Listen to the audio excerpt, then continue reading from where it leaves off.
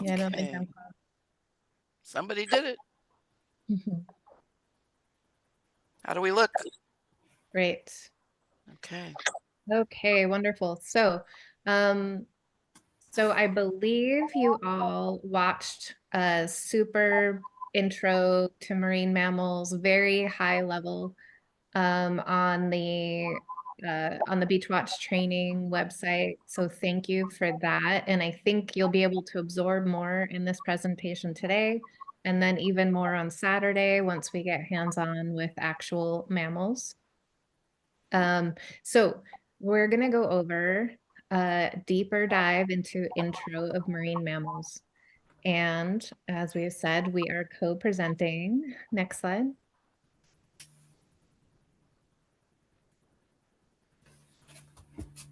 And Mo.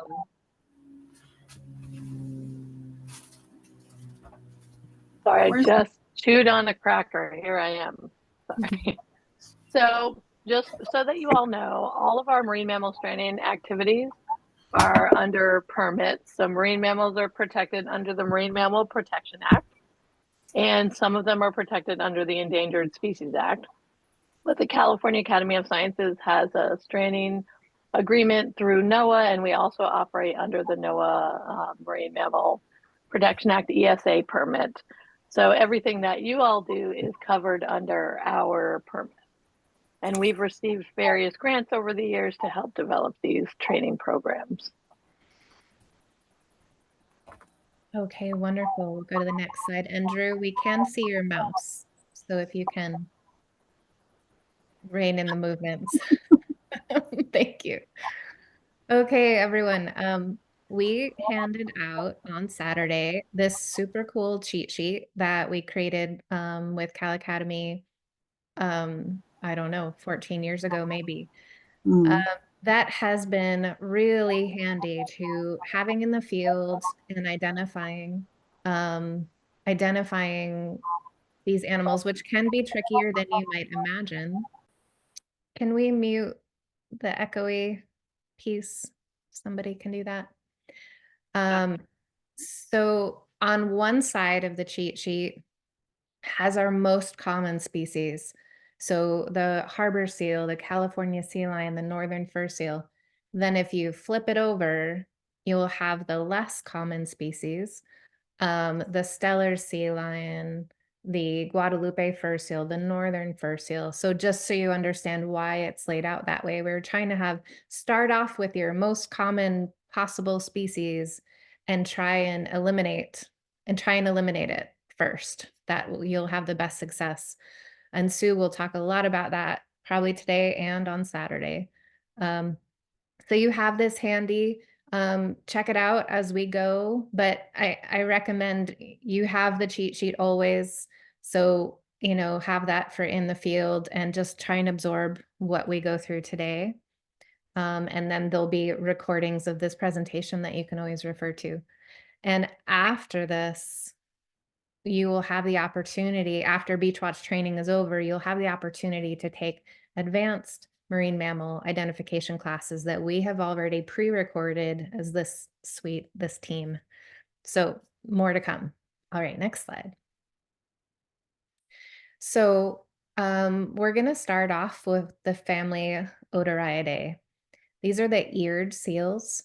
We'll go over kind of their life history pieces, their physical traits. We'll talk about characteristics that will help determine their ages and that kind of thing. We'll talk about live animals and then also things that you might look at specifically when they're dead and you can get nice and close.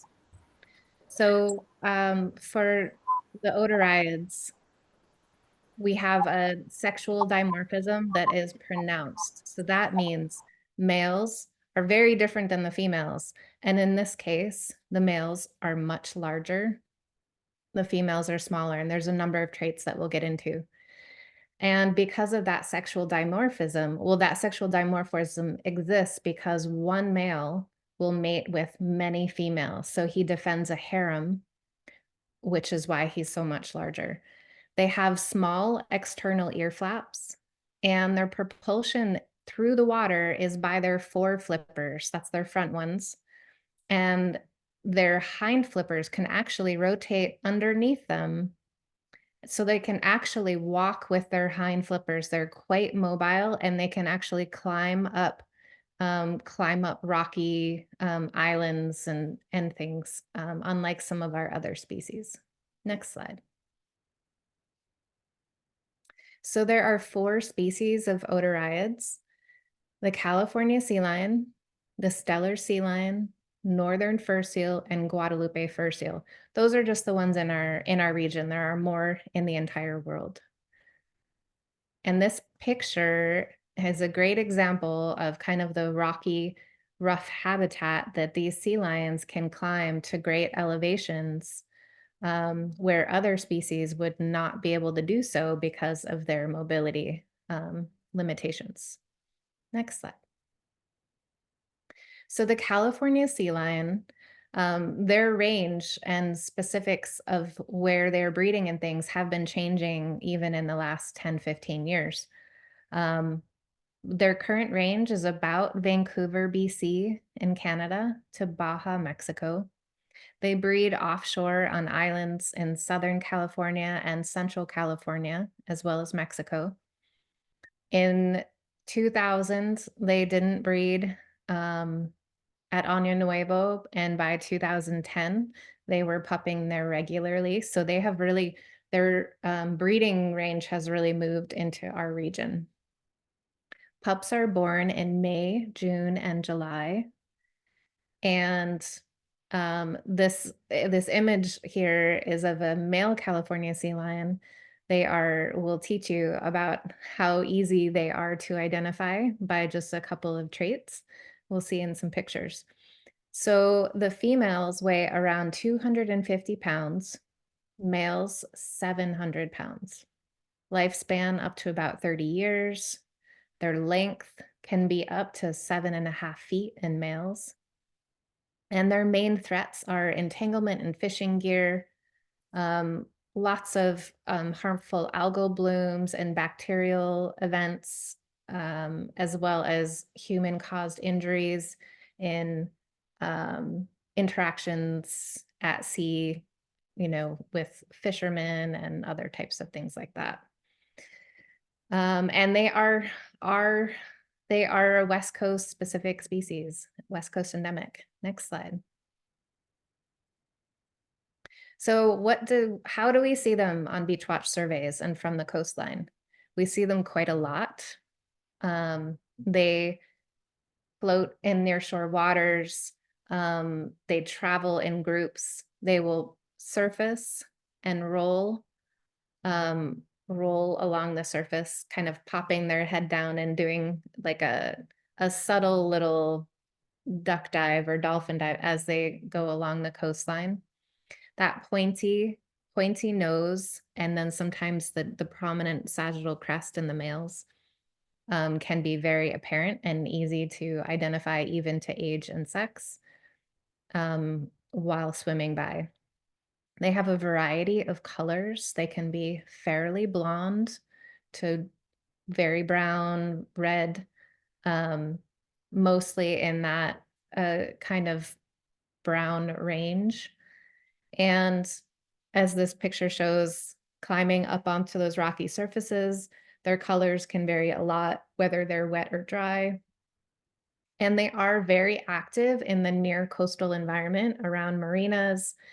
They're very curious. They play with things. And so they do often get entangled, which this animal on the tire floating there has a wound around its neck. So you always want to keep an eye out for things like that. Sometimes they'll have a big hanging reflective metal Salmon flasher. salmon flasher. Thank you. You know exactly what I meant. That will be hanging out of a mouth, and that would be an entanglement. Next slide. I'll pass it over to Sue to talk a little bit about the dead. If you're lucky enough, you'll get to see those beautiful living ones out in the water, but really on your surveys, this is the presentation that you're going to see.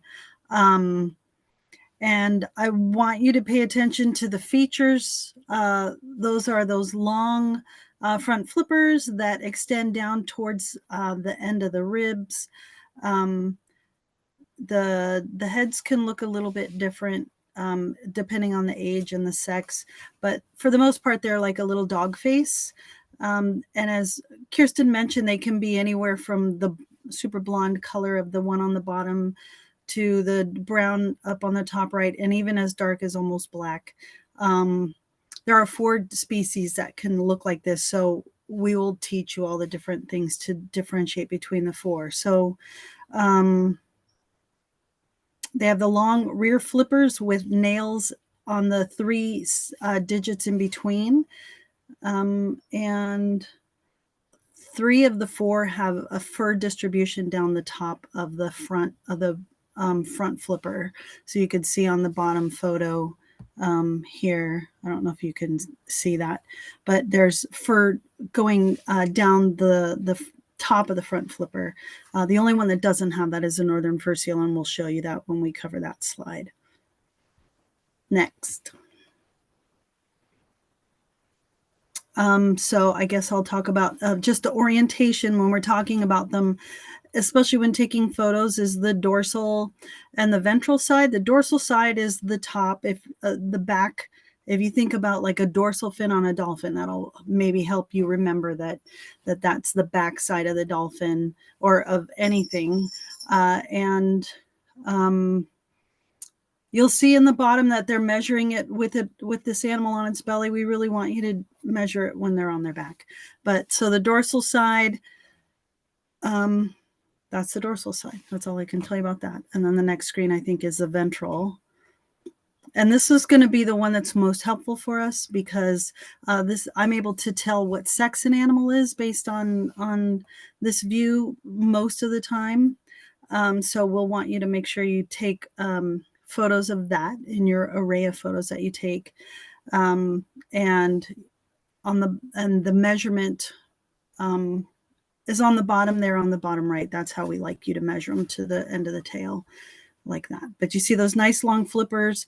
I'll point this out now. There is no fur on the palmar side of any otariid's front flippers, which is very different than the seals, and we'll get into that later. But they're always bare on the feet. The rear flippers and the front flippers, they're always bare on the surface that touches the ground. Advance.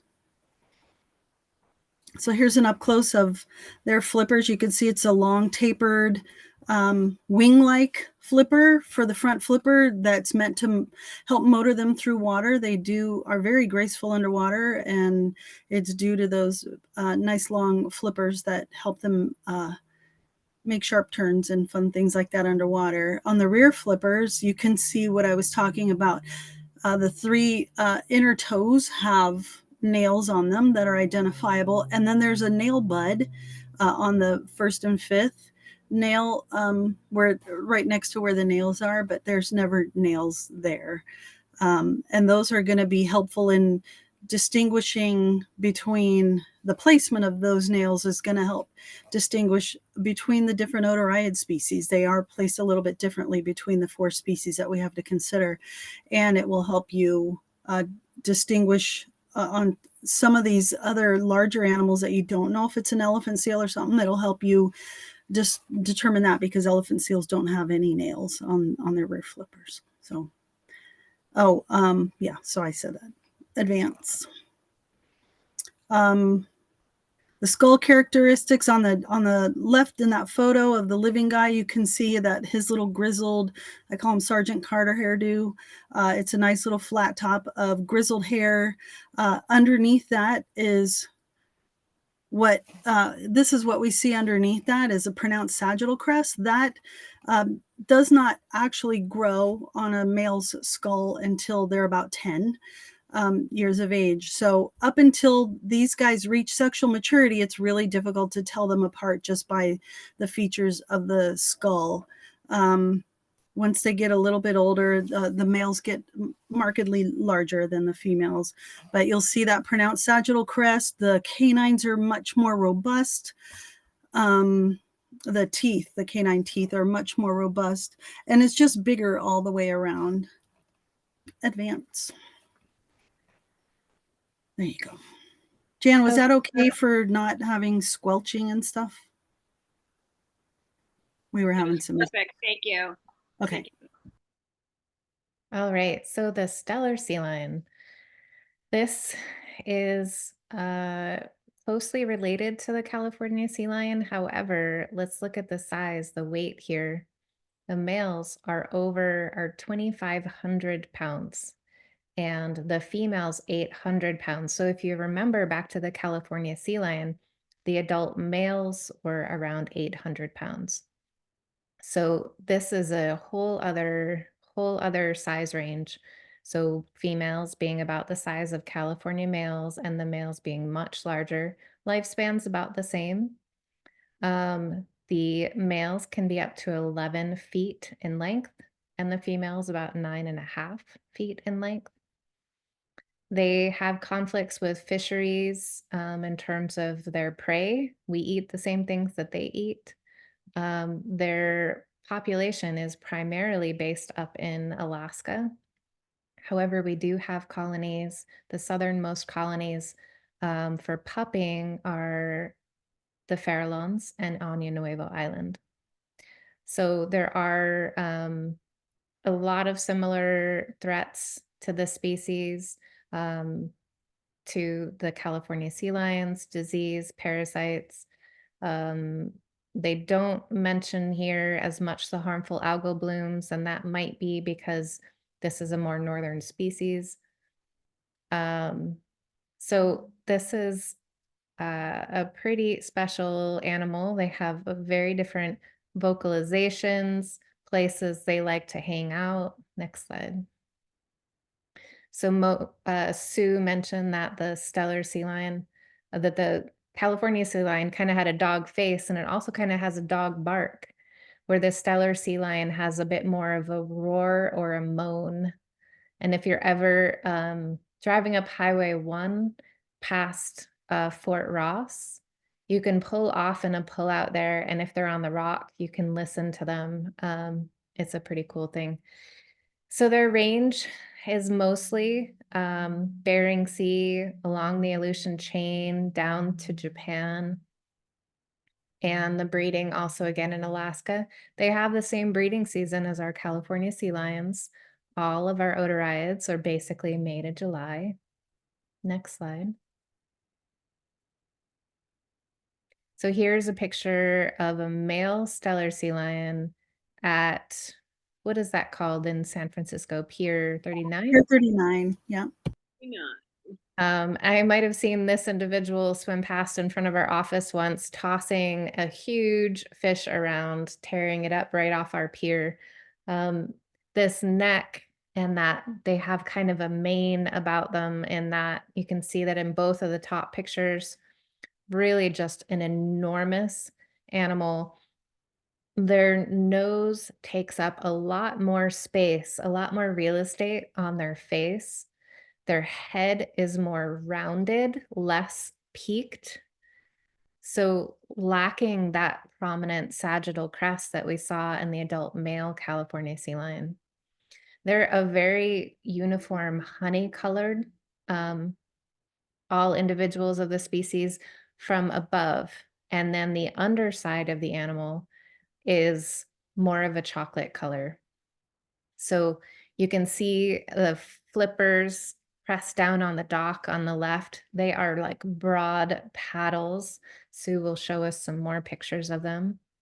But the stellar sea lion, they tend to hang out further away from human activities. We don't see them very often in marinas. This is an outlier that was hanging out in San Francisco.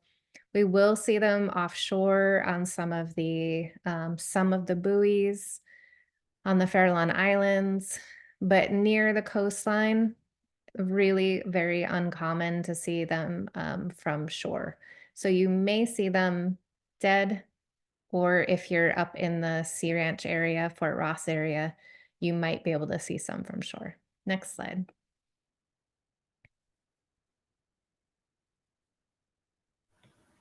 Yeah, that's me.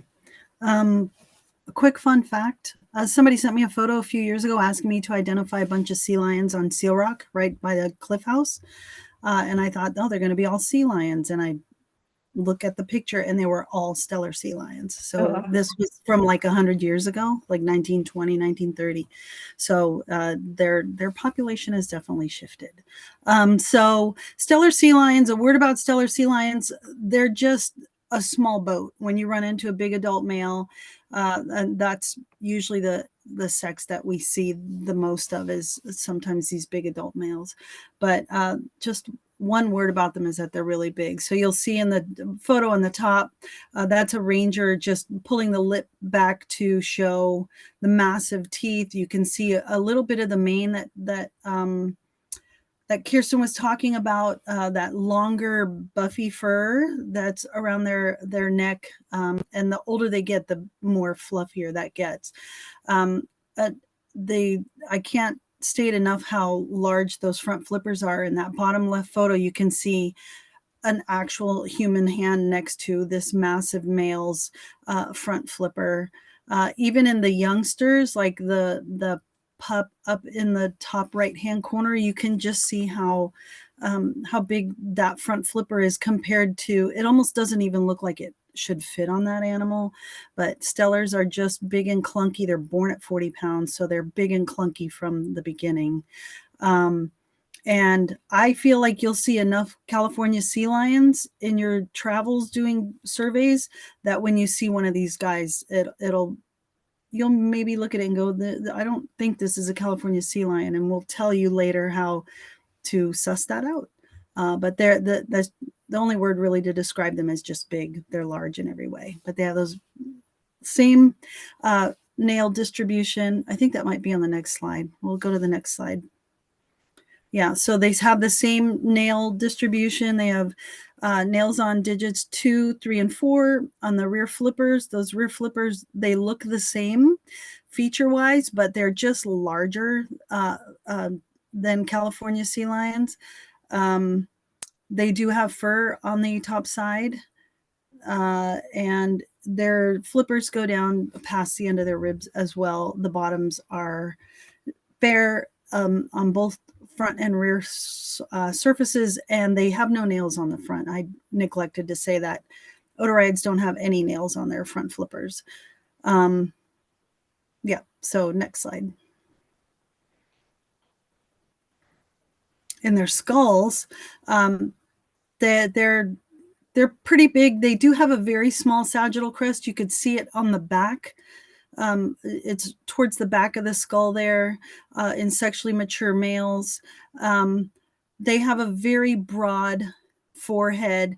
The thing that really, like Kirsten said, it's kind of like a bear face. The nose is a little more truncated, or the snout is a little more truncated, and the nose takes up a little more space on their face. It kind of wraps around the front of the nose a little bit.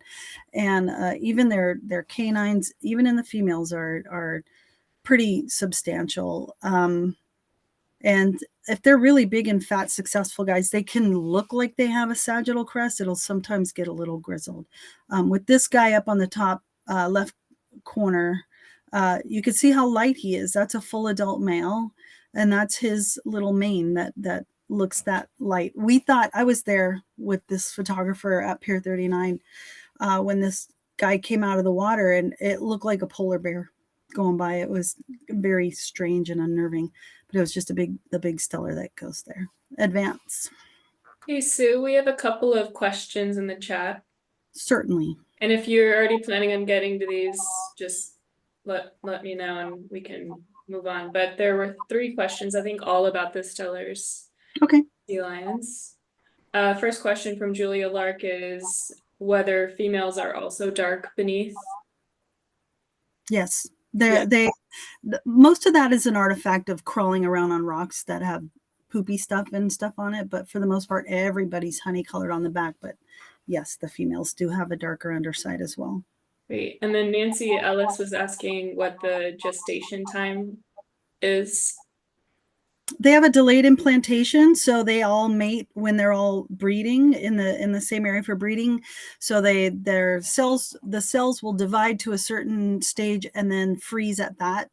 And then I think the actual growth period is maybe 6 months, 7 months, where the little cells are developing. Because I've examined animals like in the early part of the year, and we'll find little fetuses in their abdomen. Awesome. And then another question, is there a reason why the nails are set back from the flipper tip? Those are like little fingers. They're like knuckles. They can bend them. And I don't know if you've ever seen them out at Pier 39, but they can actually ring their flipper up, and they use that to scratch different parts of their body. So that's not a rigid flipper.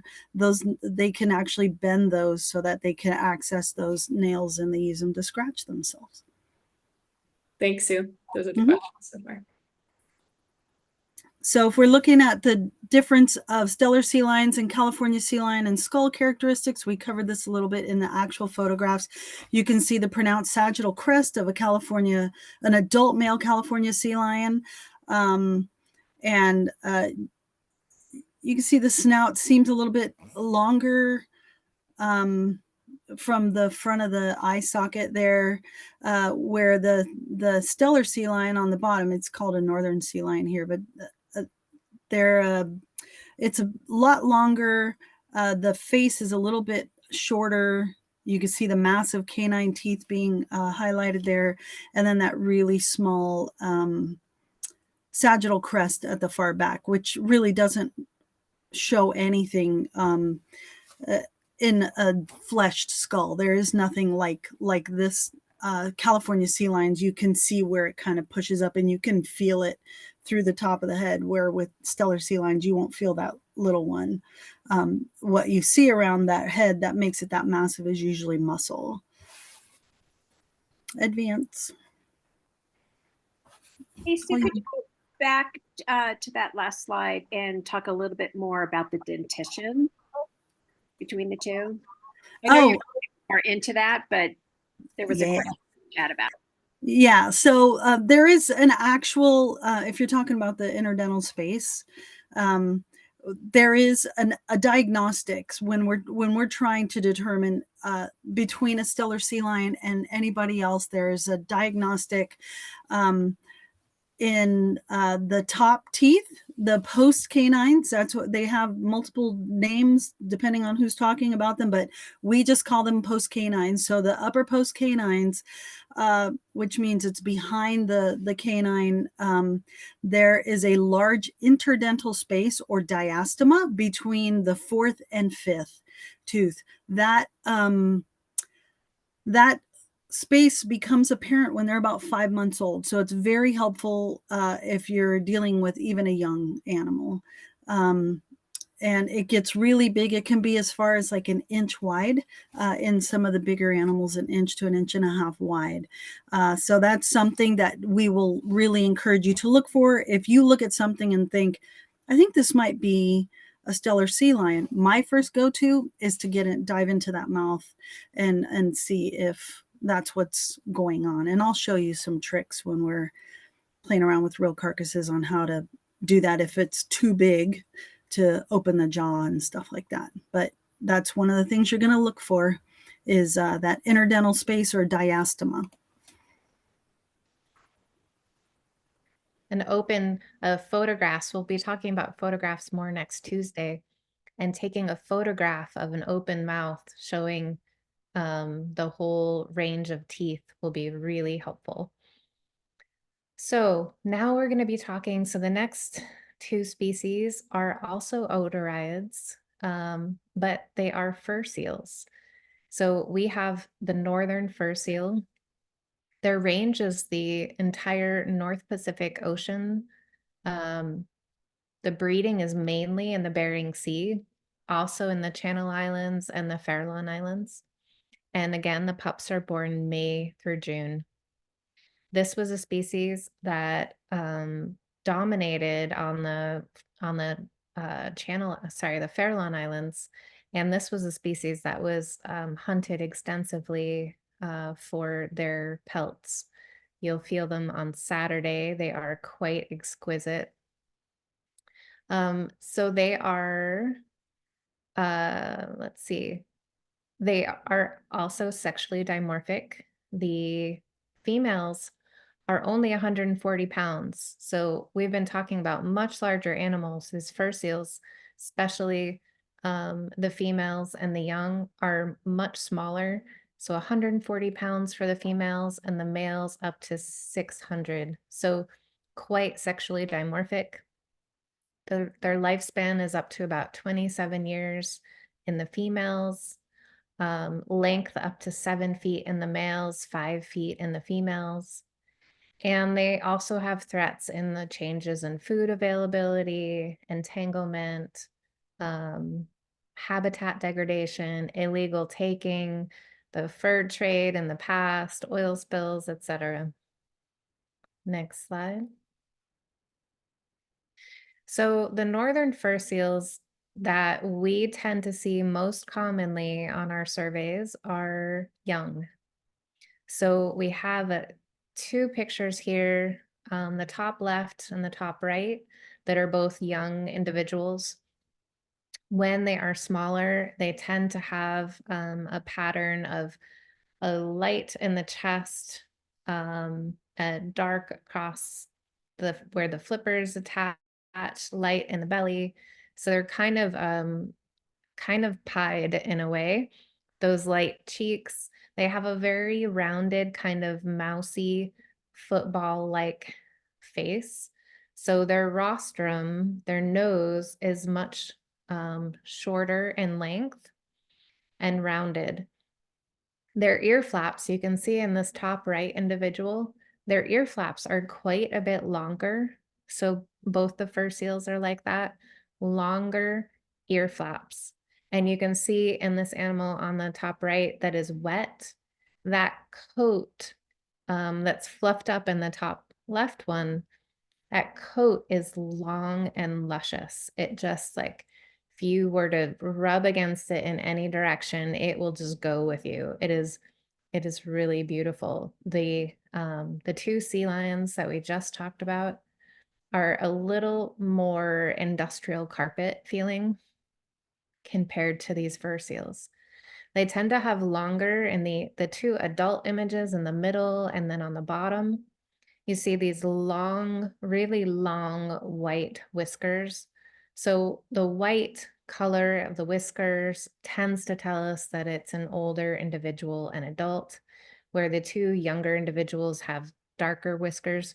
But the adults of this species tend to have much longer whiskers as adults, and more whisker than most of our other species.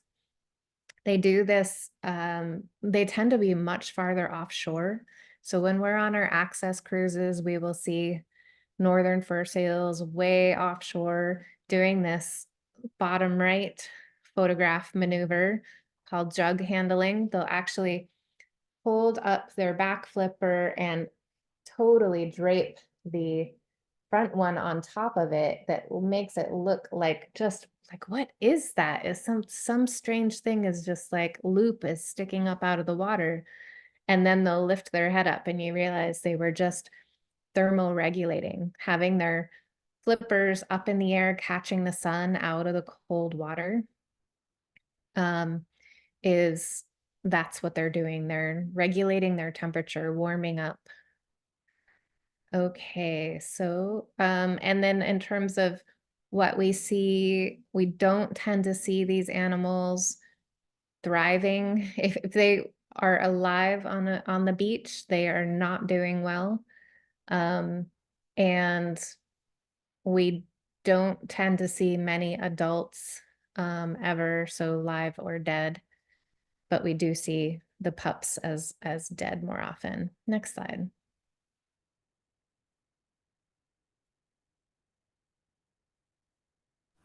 And that's me. Mhm. again, this is how you'll see them. And as Kirsten said, most of the time, like 99% of the time, we're going to see young of the year. These guys wean at after about 4 months. They leave their natal beaches. So we see them in October and November. If they're pupping in May, June, July, out on the fair lawns, we start seeing them. Especially during stressful times out in the water, like warmer water or El Ninos and stuff like that, we'll see them in higher numbers on our local beaches in October, November, December. You'll see in the photograph on the left what I was talking about. This is the only one of the 4 otariids that does not have fur on the top of the front flipper. That is a diagnostic on an animal that's not horribly decomposed. But on a fresh animal, if there's no fur, you can see a very distinct, what we call a t-shirt line. We feel like that's the best way to describe it. But that t-shirt line, it's a very abrupt cessation of fur distribution down the flipper, and the rest of the flipper will be bare. They have really, really long rear flippers, and the nails are placed further up on the flippers than the other otariids. And as Kirsten said, that fur is really lush. They actually have 2 types of fur. They have guard hairs and under fur, and they actually work their fur like sea otters do to keep it waterproof. They do thermoregulate a lot with their fur. So if it gets matted with oil or anything like that, it is to a great detriment for them. They do have a football profile. I call them football heads. They have a football profile to their head. There's not a lot of dip in the rostrum. It just literally looks like a little football. Their teeth are a lot smaller than the other 3 otariids that you have to consider when you're trying to determine which species it is. And we don't get adults very often. That's me working on I think a subadult male that Mo and I went out to Año to collect the skull. We just had an adult female this week on a survey at Limontour, and we went out and collected the skull from that girl.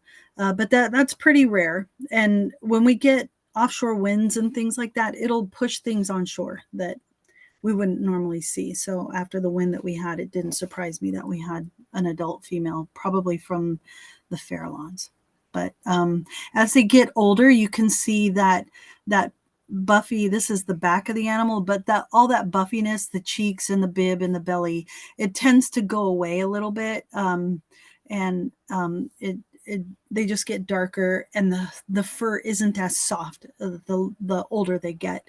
It's still got the 2 different types of fur, but it's a little more coarse. It's not as lush as it is when they're babies. Advance. Here are those wacky flippers. So you can see that very distinct t-shirt line. Know that that's always going to be distinct, because when we look at the next slides with the Guadalupe fur seals, that fur on theirs is less obvious. So you really have to look for it. But what won't be on the Guadalupe's front flipper is that t-shirt line. So that's one thing to remember.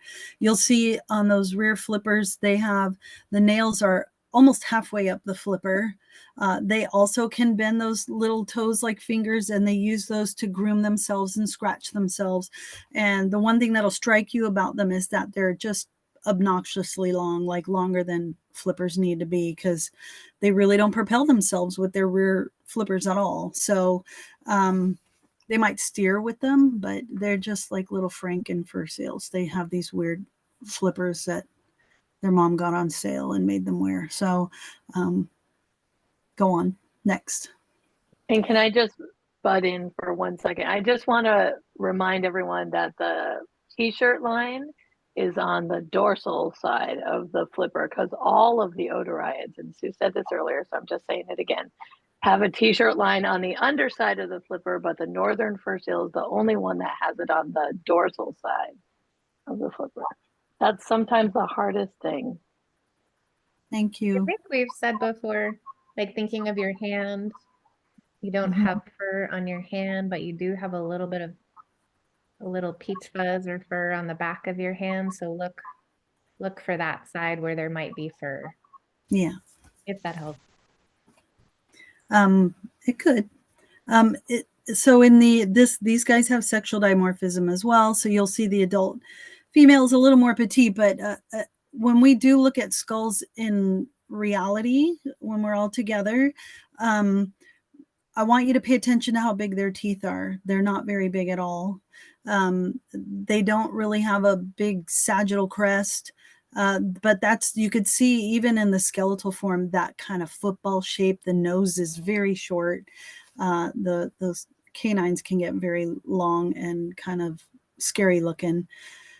But yeah, they do have some of the same features. Those eyeballs are really big, but they have some of the same features as the other otariids that we've talked about, but they're they're just a little more football shaped. I can't reiterate that enough.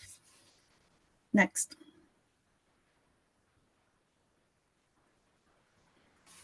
Okay, the Guadalupe fur seal, our last odorid. This is a more southern species. They are present in the off breeding season from Washington State, probably British Columbia these days, down to Baja, Mexico. And then their breeding sites are at Guadalupe Island, which is off of Baja, the San Benitos, in June and August. So very similar time period, a little bit later. So this is another fur seal, similar in size, a little less sexual dimorphism in the species, with the females being 110 pounds and the males being 400 pounds. Their lifespan's a little shorter at 20 years. The length for females is 5 feet and the males 7 feet. Very similar threats to the other species: entanglement, oil spills, fishing gear, coastal development, military activities for this one. So this is another animal with a beautiful coat. Next slide. They have a longer, more prominent nose, so a longer rostrum on this species. They still have that coat. However, at a younger age, they are more brown and less of that silvery, buffy colored. In this picture on the left, it's very, very subtle, but the animal on the left with the flipper, the palm side down, so that side down on the rock would have no fur at all, but there is a visible line extending further into the down towards the tip of the flipper, and that is like peach fuzz fur coming down. So even in this live animal, you can see that there isn't a short t-shirt line higher up on the animal. So longer, very much more pointed nose. This could be more easily confused with the California sea lion because of the longer nose, but the shape is wrong. So if you can see the bottom right individual, much longer ear flaps than the California sea lion, more pointy even than a California sea lion. Whiskers not quite as outrageously resplendent in this than the northern fur seal, but so just kind of a more chocolatey appearance. This species, Beachwatch data for the first 15 years Beachwatch existed, we had 4 individuals that were ever found dead on Beachwatch survey sites.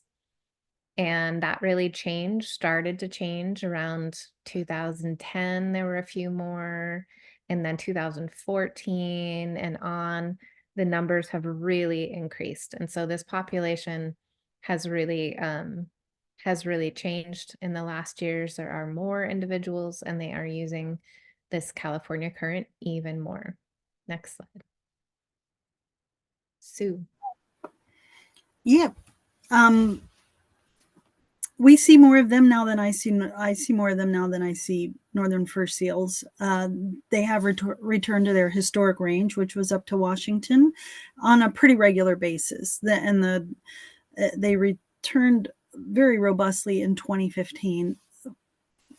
Kind of the same as the Beach Watch data. We had, I think, 27 in our collection to represent a few decades, and now we probably have hundreds. Because we've been collecting them all. So you'll see on the picture on the left, that's my foot. You'll see they're not very big. Along with the northern fur seals, the age class we see the most are pups. These guys stay with their mother for 9 months, kind of like sea lions and stellar sea lions. So we don't see these guys until the spring. We start seeing them. They leave their natal beaches in Mexico at the end of February.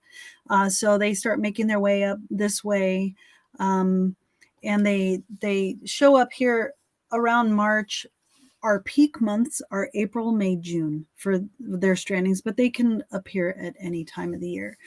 You'll see the rear flippers aren't as obnoxiously long as northern fur seals, but they do have those long wing-like flippers that are extending down past their ribs. And even in the photo on the left, you can see that fur. It's not very different from the color of the flesh around it, but you can see the fur on the top of the front flipper. And if you look at the other flipper on that animal, that's the underside that does not have any fur on it. On the top center photo, you can see that longer upslope nose, and it's a little bit longer. And as Kirsten said, they can be confused a little bit by a lot of people who know more than you guys about whether it's a California sea lion or not. And when I'm doing sleuthing, we'll talk about a period of time around here where there could be 4 different, all the odoriids can have pups or yearlings at the same time, and it's very confusing. So we'll get good at determining that. And you can see those again on the bottom there, that dark lush fur. They don't tend to have, they sometimes have the little cheek patches and maybe just a dusting of the bib, but for the most part, these guys are a lot darker and there's less drama in the coloration with these guys. And their teeth, when you open their mouth, looks more like California sea lion teeth in size. We'll show you, or even on the cheat sheet, you can look and see how tiny their teeth are compared to Guadalupe. I mean, to how tiny northerns are compared to Guadalupe's. It's one of the diagnostics that I use, is the size of the teeth. Go on. There's those flippers. You can see how subtle that the fur is, but the one thing you can't see is a t-shirt line, right? So that's what's going to be really helpful. If you don't see a t-shirt line, but you don't see fur, you just have to look really close. And what I use is I'll use my thumb and just brush from the tip all the way up to the shoulder to see if I can get that fur to stand up a little bit to make it a little more obvious. And those rear flippers, again, they have, they're longer than California sea lions or stellars, and they have those nails on the 3 center, 2, 3, and 4 digits further away from the tip of the rear flipper. Next. So they have a more slender rostrum, and in advanced training, we'll talk a little bit about how to tell on the beach, but when you're looking at skulls and stuff like that. But they have just a narrower, longer face, and it shows here in their skeletal form as well. With the other odoriids, everything between the front of the eye sockets is just wider and more robust. So they're just a little more elongated in the face. Yeah, and that one is an adult female. Next. Okay, now we're going to be switching over to the family Phocidae. So these are our true seals, a completely different family trees from the species that we were last talking about. They have convergent evolution, converged back into the ocean and evolved some similar traits and some very dissimilar traits. They have varying degrees of sexual dimorphism. We'll see that in these two species. They completely lack ear flaps. So you can see in the top picture here, the harbor seals just have holes in the side of their heads. So they lack ear flaps. They have, we said short muzzles here. They have varied muzzles, let's say. Short fur, a little more industrial feeling. And they have furred fore and hind flippers on both the top and bottom surfaces, dorsal and ventral surfaces. So just that simple fact alone, a number of these things will help you narrow down to, okay, I'm dealing with a seal or I'm dealing with one of the sea lions. And their movement on land is with an undulating movement or fossilization. They cannot rotate their hind pelvis underneath them. So they literally are wiggling like a worm, maybe less mobile than a worm. And therefore, you do not see them climbing high rocky spaces, climbing up onto anything but the lowest of docks, that kind of thing. Next slide. So we have the harbor seal and the northern elephant seal in our region. Here you can see both pictures are of low-lying sandy habitat. They can do low rocky marine terraces as well. You see in both pictures that these species have kind of a variety of colors. We'll see a little bit more in the next pictures. Next slide.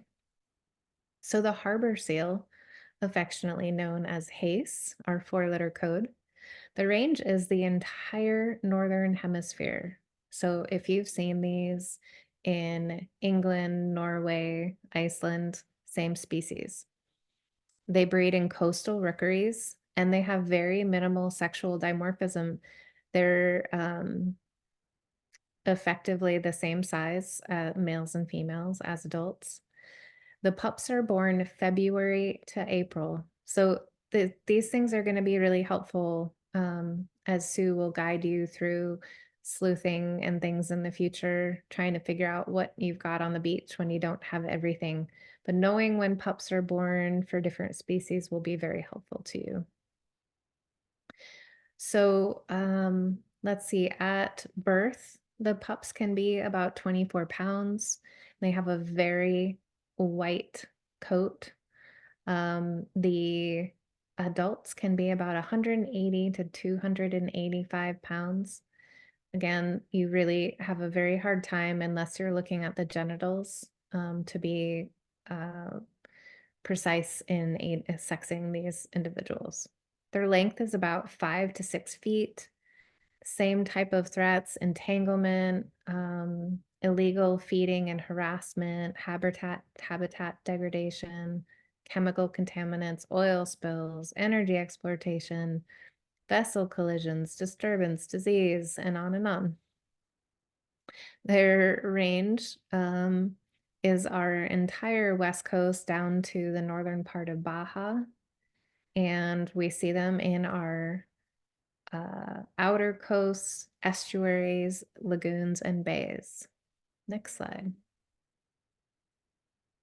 So here is an example of the types of places you'll see them: low, rocky, algae-covered marine terraces like at Fitzgerald Marine Reserve or Sea Ranch. They have a broad variety of colors. You have kind of tan individuals with brown spots, silver individuals with black spots, black individuals with silver spots, and there are even some red ones in San Francisco Bay. Um, you will see them on sandbars in Tamales and in Bolinas lagoons. What is that called? In Salmon Creek. Sorry, not Salmon Creek. What's what I'm looking for? At Jenner is a great spot to see large numbers of these individuals. They have a very rounded head and a shorter snout than most of the animals that we've been looking at. And they tend to kind of pop straight up and then droop back down, kind of dropping their head to it, dropping their nose down last. They don't tend to do as much like kind of porpoising and rolling along like California sea lions do. It's a bit of a different behavior. They just swoop, drop down into the water. But quite commonly, you will see them pop their head up in the surf along your beach, and they seem to be kind of checking you out. What is this person doing? And then they disappear again. And we definitely have some large rookeries within our beach watch range. Next slide. And this is how you'll see them. We're already getting reports of dead pups. Most of them, almost all of them, have been lanugo coats, which means they were premature. Excuse me. And there were two at Goat Rock, one at Goat Rock, one at Jenner, and three inside San Francisco Bay, just in the last 3 weeks. But you'll see any age class, anytime. Well, you'll see adults any time of the year. You can see them any time of the year. When they're, like Kirsten said, it could be kind of difficult because there is just the tiniest smidge of sexual dimorphism with them. I've been dealing with them for a long time, and I can't tell them by looking at them or even looking at their teeth. They're just really ambiguous across the two sexes. But in the picture on the left, you'll see that their flippers, seals' flippers, do not extend as far down the side of the body as the otariids do. They really just go a few ribs past the flipper pits. Both of the seals have nails on their front flippers. They use those for climbing up onto rocks and things like that. And harbor seals have nails on their rear flippers, on the very edge of their rear flippers. That's something important to remember when you're trying to determine between the two species of seal, because an adult harbor seal can be the same size as an elephant seal pup. And it's very possible that you'll see both at certain times of the year. Next. So here's a shot of their flippers. You can see they're very paddle-like. These guys motor through the water with their rear flippers. They scull in this motion, and they're very fast. If you've ever gone to Fitzgerald and watched them swim around or anywhere, they're very fast. The features that are really helpful when looking at their rear flippers and determining between the two species are that harbor seals have, you can see the trailing edge of their flippers. They have a shallow V. We call that a shallow V. The 2, 3, and 4 digits are a little bit shorter than 1 and 5. So they have what's called a shallow V. You'll see some nails at the end of those flippers. I don't know if the nails are on, they're on all 5 flippers, I believe. They can't reach around. I don't know why they have them. They can't really reach around because they're tubby, and they don't really use them to scratch anything. Maybe just to scooch people away or scooch animals away from themselves. But you can see this is both sides on the rear flippers are furred, so they don't have the bare palm and bottom of their flipper. And then same with the top, the front flippers, you can see there's fur on the other side as well. So they're furred on both sides. Next. They have a pretty rounded brain case. They have very distinctive teeth, and I think we'll be talking about teeth elsewhere in the training, but these guys have very distinctive teeth in that they have like little mountainous multi-peaked teeth that are unmistakable. None of the other animals that we have here have teeth like them. So those are going to be a diagnostic in helping you determine that that's a harbor seal as opposed to an elephant seal. They have that slender rostrum. Their eyes face forward a little more than the otariids do. So you'll see the nose is a little bit narrower, making the eyes a little more centered on the front of the face, and just a big head. They have big ear complexes. If you flip that skull over, they have a bigger ear complexes that are very distinctive as well, that look different. Next. Okay, the northern elephant seal. Their range is the eastern central North Pacific, and they breed at coastal and island rookeries. They prefer sandy habitats, but they spend all of the time, all of the rest of the year when they're not breeding or molting, way out offshore. So these are not animals that you see year round. They spend a lot of that time offshore. They have pronounced sexual dimorphism. So the males are very large. They are very differently shaped with that enormous proboscis, their big nose, and their pups are born December to March. So their weights are from 1,300 pounds to 4,400 pounds for the big males. Lifespan is a little shorter than the other species, 13 to 19 years. Like the males can be up to 13 feet in length. And threats are entanglement in fishing gear, vessel strikes, marine debris. In the past, these were hunted for their blubber. So both the harbor seal and northern elephant seal use fat stores for thermoregulation, not so much the quality of their coat. And these animals being quite so large, both humans and sharks have really liked them for their vast fat stores. And in fact, we use them, the oil for lamps and things in the past, along with the whale oil. So northern elephant seal was believed to be extinct for quite a long time until a handful of individuals were found on Guadalupe Island off Baja. And they realized, my goodness, they are not quite extinct. So they went through an enormous bottleneck in genetic variability, and they have done very well recolonizing the West Coast. Just this morning, I was talking to Sarah Cody from the Point Reyes National Seashore, and they are just up to their necks in elephant seals right now. Next slide. So the elephant seal has their nose has a bit of a different shape than the young ones and the females.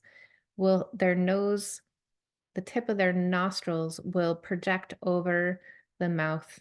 So they're a bit pointy, they're pointed in their nose shape, where the harbor seal is quite blunt and square, with the nose and the mouth being at about the same in line. The males are enormous and do have this very large, strange nose structure that is part of their sexual displays. They do hold harems. They do like these sandy beach habitats where they toss sand up onto their backs as sun protection. Breeding sites, the small breeding sites on the Farallon Islands are really not as preferred, as they are quite rocky and not very sandy. So a lot of the coastal sites have gotten much more populated and doing well, like at Drake's Bay. There's some private land holding sites in Mendocino, Año Nuevo Island, and even some sites farther north now. Their breeding has really moved north. So healthy animals can be seen on Beach Watch beaches most of the year. They have a varied time depending on the age. they will come back at different points of the year to do like a catastrophic molt of their outer coat. Basically, they're like sun protection, waterproofing. They molt in these like really outrageous and unsightly chunks just falling off of them, and they need to stay on the beach while they do that. So they will come ashore in different places and they are usually fine. So you might find one on your beach one day, and then not on another survey, but they are typically, it's a pretty normal occurrence. Okay, next slide. Sue. Like many of the other species, we really a majority of the ones you'll see on your surveys are typically these youngsters. This is the time of year right now where the young are heading out to sea to figure out life. So we've had a couple of dead pups. We had one out in Point Reyes, but they're usually like the ones on the bottom and the top right. Uh, they are probably free of their black coat. If you're around Año or Point Reyes, you might find some with their black natal coat. We'll show you a pelt with the black natal coat. You'll see, even though this big guy on the left side, that front flipper looks long, but relative to the rest of his body, it really is pretty short. It's only going to extend a few ribs past that flipper pit down the side of its body. Their fur is always kind of a different tones of middle brown. There's not a lot of variability in their color except for their black natal coat. They can look a little splotchy sometimes. They pull up on land. Sometimes they're not picky where they pull up on land to molt. And they'll look a little splotchy. If you're looking at one, we haven't talked about whiskers yet. They're vibrissa, but these guys and the harbor seals have a texture to their whiskers that if you feel them, it feels, we call it beaded, but it really is like a barber pole notch going all the way to the end, and it's just the two seals that we have that. So the otariids, it's nice and smooth. For the most part, elephant seals have black whiskers and black nails on their front flippers. The harbor seals have white whiskers, and their nail color can be variable. Next slide.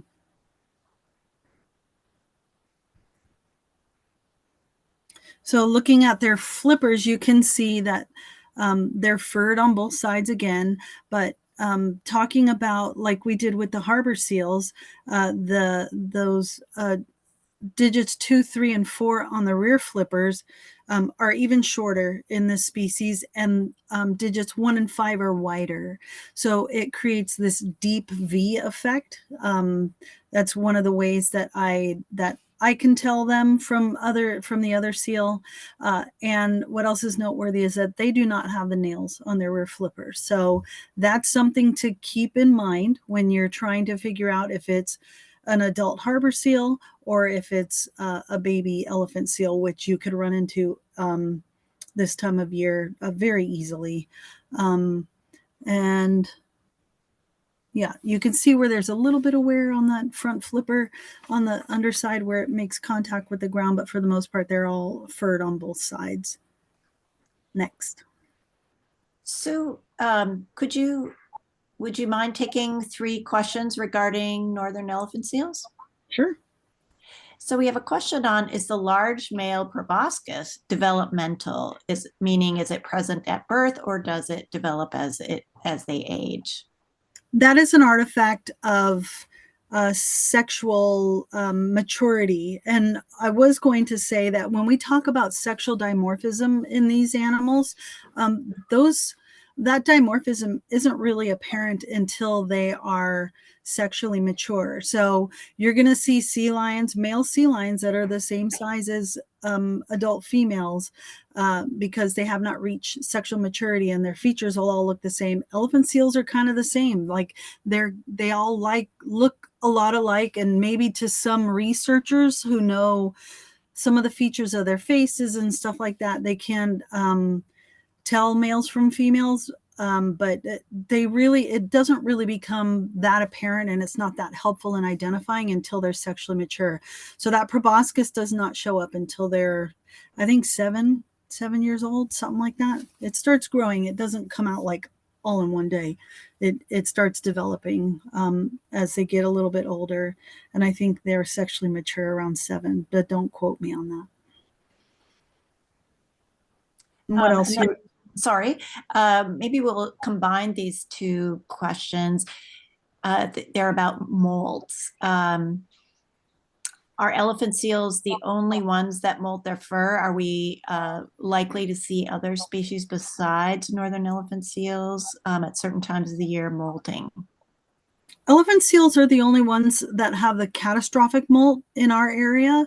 Everybody else molts like your dog does. You know, they'll have, like with sea lions, you'll see different colors, like their fur gets a little patchy and faded. So you might see a sea lion with grayish brown hair with nice chocolatey brown hair around it. So it molts a lot like our pets do in smaller amounts, not as dramatic as the catastrophic molt of sheeting of fur coming off and a new layer of fur underneath like the elephant seals have.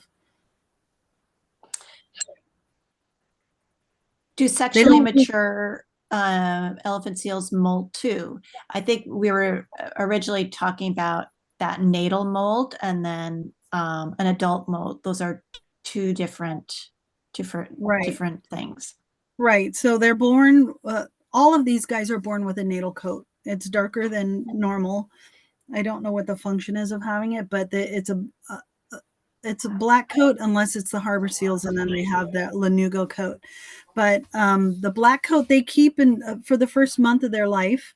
Their mothers only have a 28-day maternal attendance period with them, with elephant seals.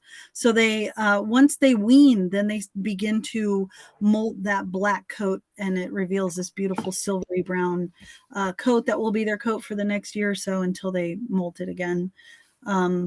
And you get, if you see any, like right around now, you'd see some with little, when I used to do rescues, we'd term them in like, I used to call them nips and tips. So the tips of their nose and the tips of their flips would have little bits of black coat, because that's some of the last part that comes off when they shed it. Okay, thank you. And then we'll talk very briefly about the skull there, and their teeth are very non-distinct. They're like little mushrooms. They don't have the peaks and valleys that harbor seals have. They have, if you think about, the fact that they're housing this nose that's a little bit larger, they have more of a foundation to kind of hold that nose. I don't know that it's functionally that way, but that's kind of one of the ways to remember it. They have really big eyes. Because they're very deep divers. There's some fascinating papers on how far they dive and how long they can hold their breath that I will see if somebody can find them and put them in the chat. They have a very big head, and that's pretty much it. They have a narrower face. Their eyes are a little more forward facing, and again, they're very large. And they have those long black whiskers that are beaded or textured. And that's about it for those guys.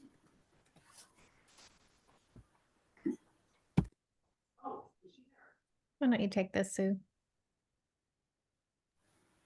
So when we'll cover this a lot more too in sleuthing, but steps to determine the species, you're going to look at the overall size, the flipper size and shape, the fur type and color, and we'll talk a little bit more about Kirsten touched on it a little bit about like fur seal fur can move in a lot of directions, and the rest are like dog hair. that lays in one direction. Their skull features, their teeth, their vibrissa, like we just talked about, the time of the year, and then some other bones like the scapula, sometimes the baculum can tell us what species it is, but there are a lot of clues to help you, and that's why we made those cheat sheets to help walk you through them so you don't have to memorize all of that.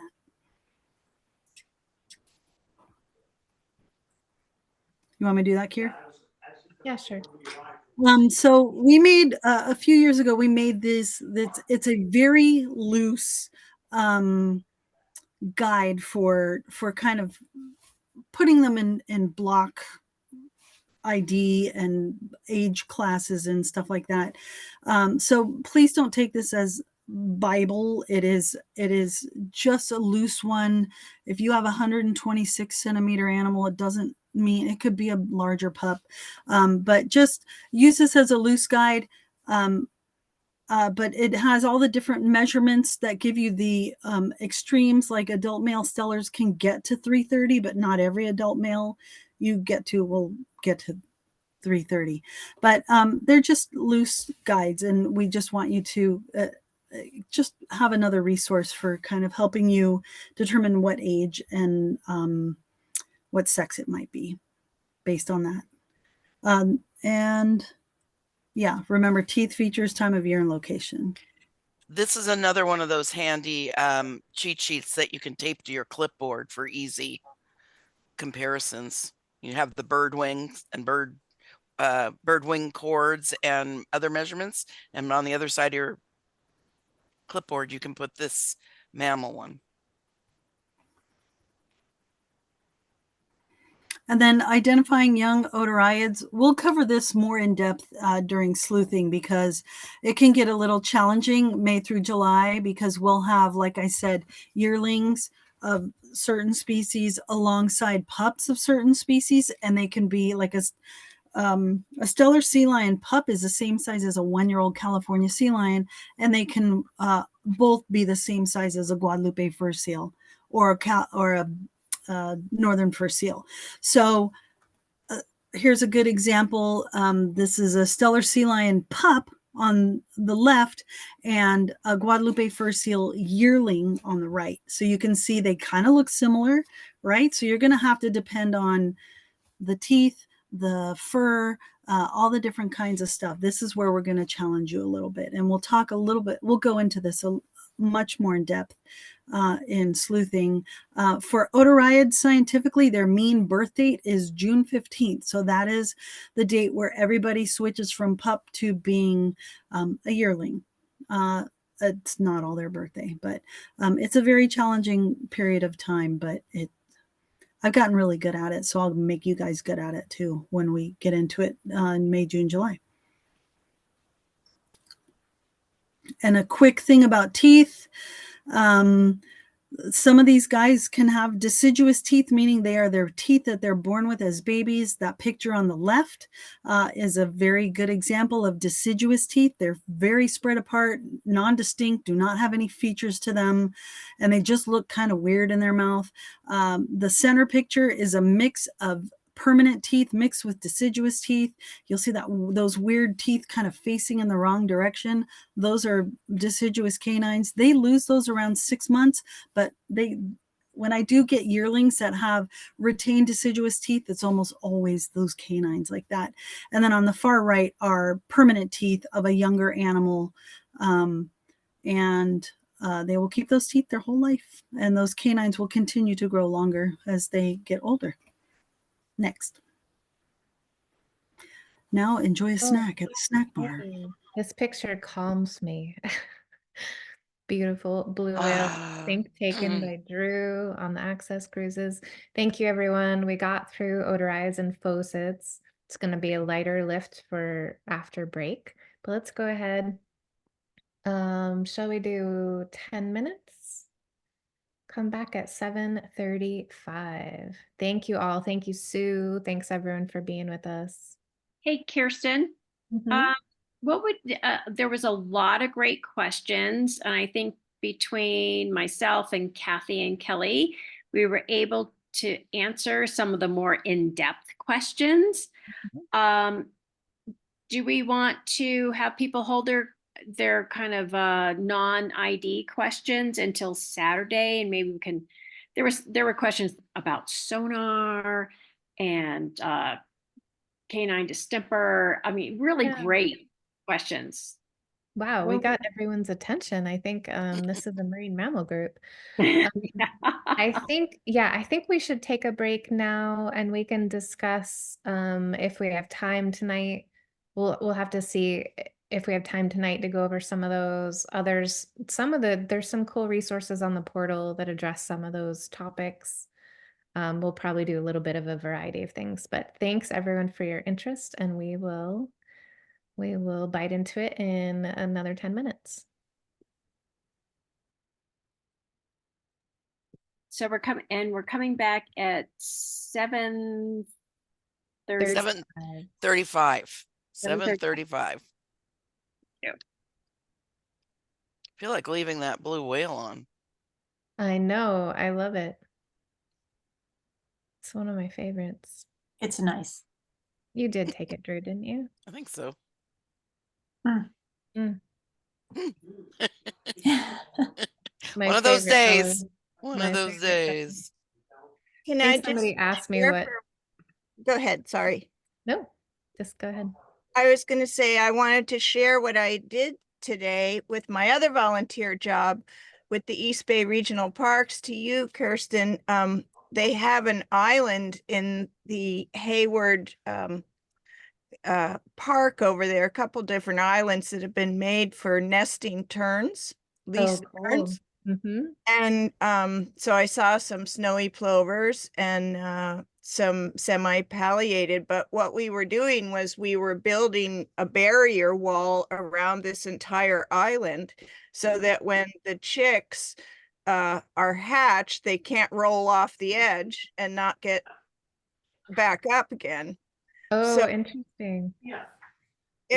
so it was fascinating, and we put like I don't know, 200 meters of fencing up today, and we'll have to finish it later, but Oh, I bet you're tired.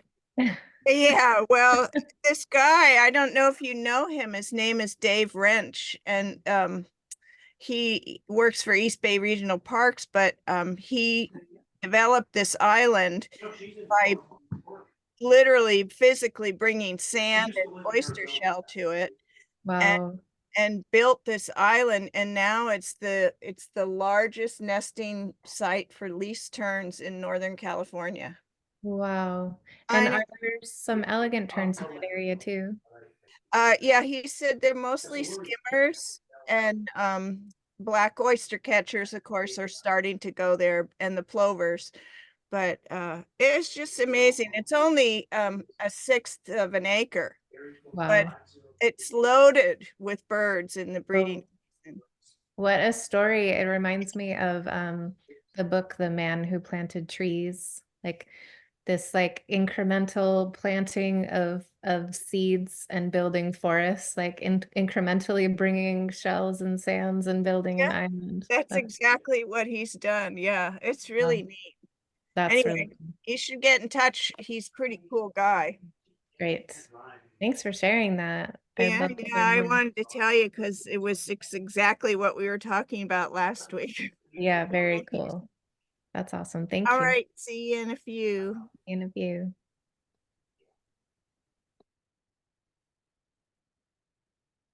Right, no one left out.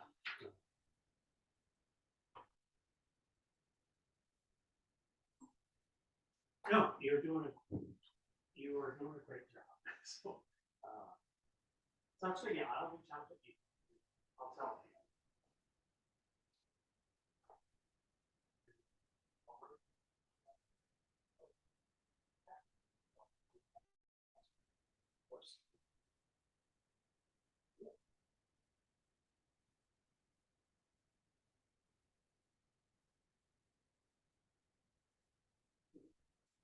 Yeah, on the water, the main thing I want is as long as it doesn't leak so fast.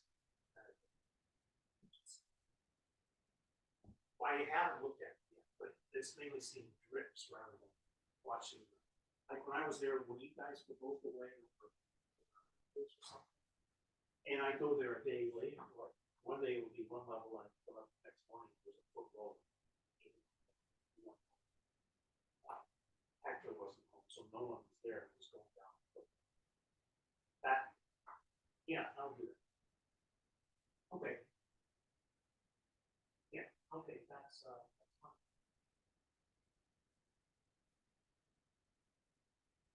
Right, I guess I'll have a look. My guess is it's okay, but it kind of makes it more important.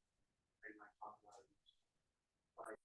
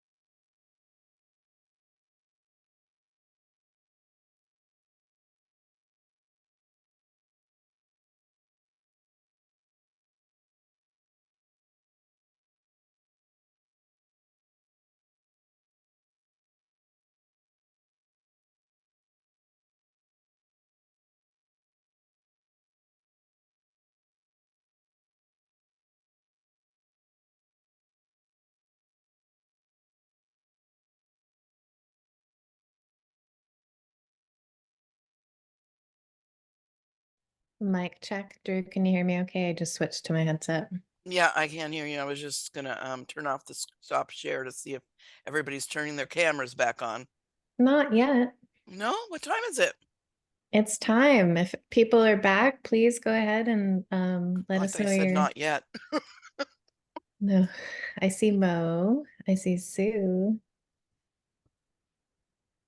I see Jan. Come on back, everybody. I wish we had as much time with all the bird species to talk more in depth. If anyone wants a whole life history thing on any of the birds, when we're out in the field or something, let me know. Always happy to chat about them. We just don't have as much time with learning so many bird species, but with these mammals. Well, there's always room to learn more. I'd like There's that. always room. All right, we're back. So we are going to jump into We have the soup. Okay. next section. Oh, and I guess Whew. I'm off duty. Well, don't go too far. I won't, but Drew's But up on live. I want to compliment everyone. Great questions. I read that I can't see the chat when I'm doing the driving of the slides. And there's just some really good questions. We will have to save this and make sure we get the answers for some of these. Yeah. And there's always the opportunity during the field classes where we're all three-dimensional and Yeah. we can have a longer conversation about some of these things. But thank you, Mo. Thank you, Kathy, for putting some great information and links into the chat. Awesome. All Okay. right. Ready? Here we go.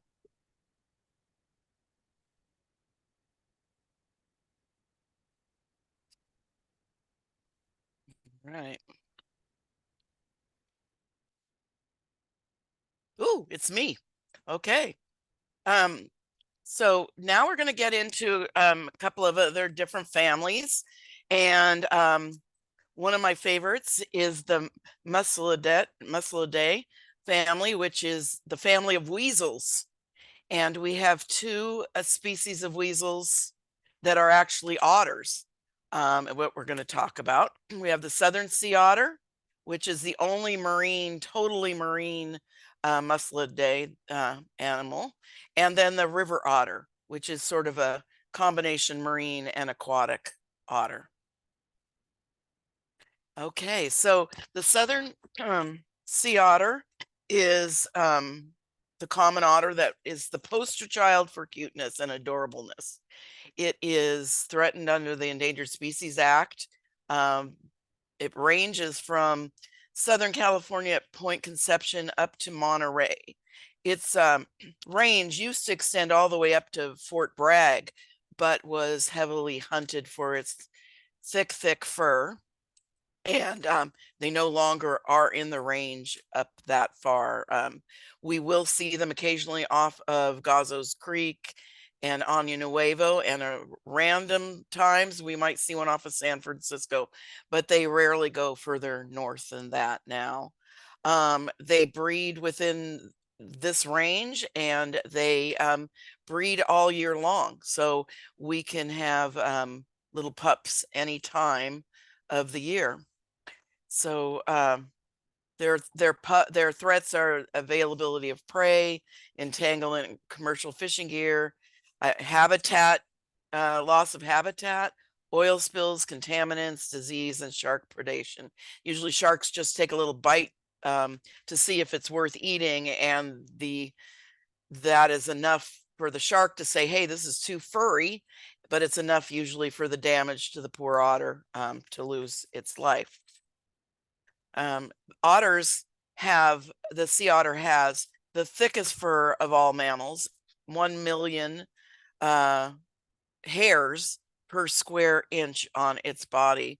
Unlike other marine mammals, it does not have blubber or blubber stores, so it must always be fluffing and blowing on its fur to keep it fluffy, to keep air circulating between its body and its fur to keep it warm. In fact, sea otters are awake day and night. They will nap and sleep a third of the day and third of the night. They will eat and groom the rest of the day and night. They have to constantly be grooming, and they have to constantly be eating because their metabolism is very fast, and they will eat up to a third of their diet. They have two kinds of flippers. Actually, the front flippers are like cat's feet, actually, they're paws, and they have retractable nails, which I think is so cool. When you see an otter on the beach not alive, you can actually feel the little nails go in and out like a cat. And they're little pads, like cat pads. They use those for grabbing and pulling things off of rocks to eat. They're voracious eaters. And then their back paws are like little webbed flippers that help them swim and steer. And God, they're just so adorable. And they live primarily in rocky habitats, kelp areas that have kelp, and just near shore. You don't see these out in the open ocean or way offshore. They will climb out onto low rocks and sun themselves or to nap, but they're usually just right there in the inner tidal area. Wait, got a couple more things to say. The size of the adult males is about 5 to 6 feet, and the females tend to get 4 or 5 feet. So the females are a little bit smaller, not too much. And as they age, their faces become basically gray. They have a whitish face in the older individuals. They weigh about 65 pounds. The females are a little bit lighter. And the pups are tiny. They are 3 to 5 pounds at birth and can be about 2 feet long. And they usually are very close to their mother, wrapped up on her belly. She may wrap them in kelp while she goes down to dive for food that she's going to bring back and share. Most southern sea lions, southern sea otters eat crabs and urchins and clams and mussels, and they have this unique feature where they use tools. So they can grab a favorite rock or a favorite shell and turn on their back, and they'll grab another, like a mussel or an urchin, and use their shell to crack it open, to break it open. And a lot of times they have a big patch underneath their arms where they can take this food or their tool, their favorite rock, and hide it in their pouch underneath their arm as they go off foraging or going over to find their pup that's wrapped in the kelp waiting for a little meal. Sue? And this is how you'll see them on the beach most of the time. They are super furry, and I would say the most people get confused and call them fur seals. Usually if a beach watcher finds something like this on their survey, I actually vet it first before I call California Department of Fish and Wildlife, who is responsible for examining these guys. Their teeth are very different. You're going to see their teeth are very different. So that should be the first indicator that you're dealing with something that's not a pinniped. Also, as Drew had mentioned, they don't have front flippers, those wings or longer paddle-like flippers that the pinnipeds, the seals and sea lions have. They have those little stumpy paws that are very, the palm of it is super textured for holding their prey. Some of their prey fights back, like crabs and things like that. If you look inside the mouth, the teeth in the back are designed for grinding.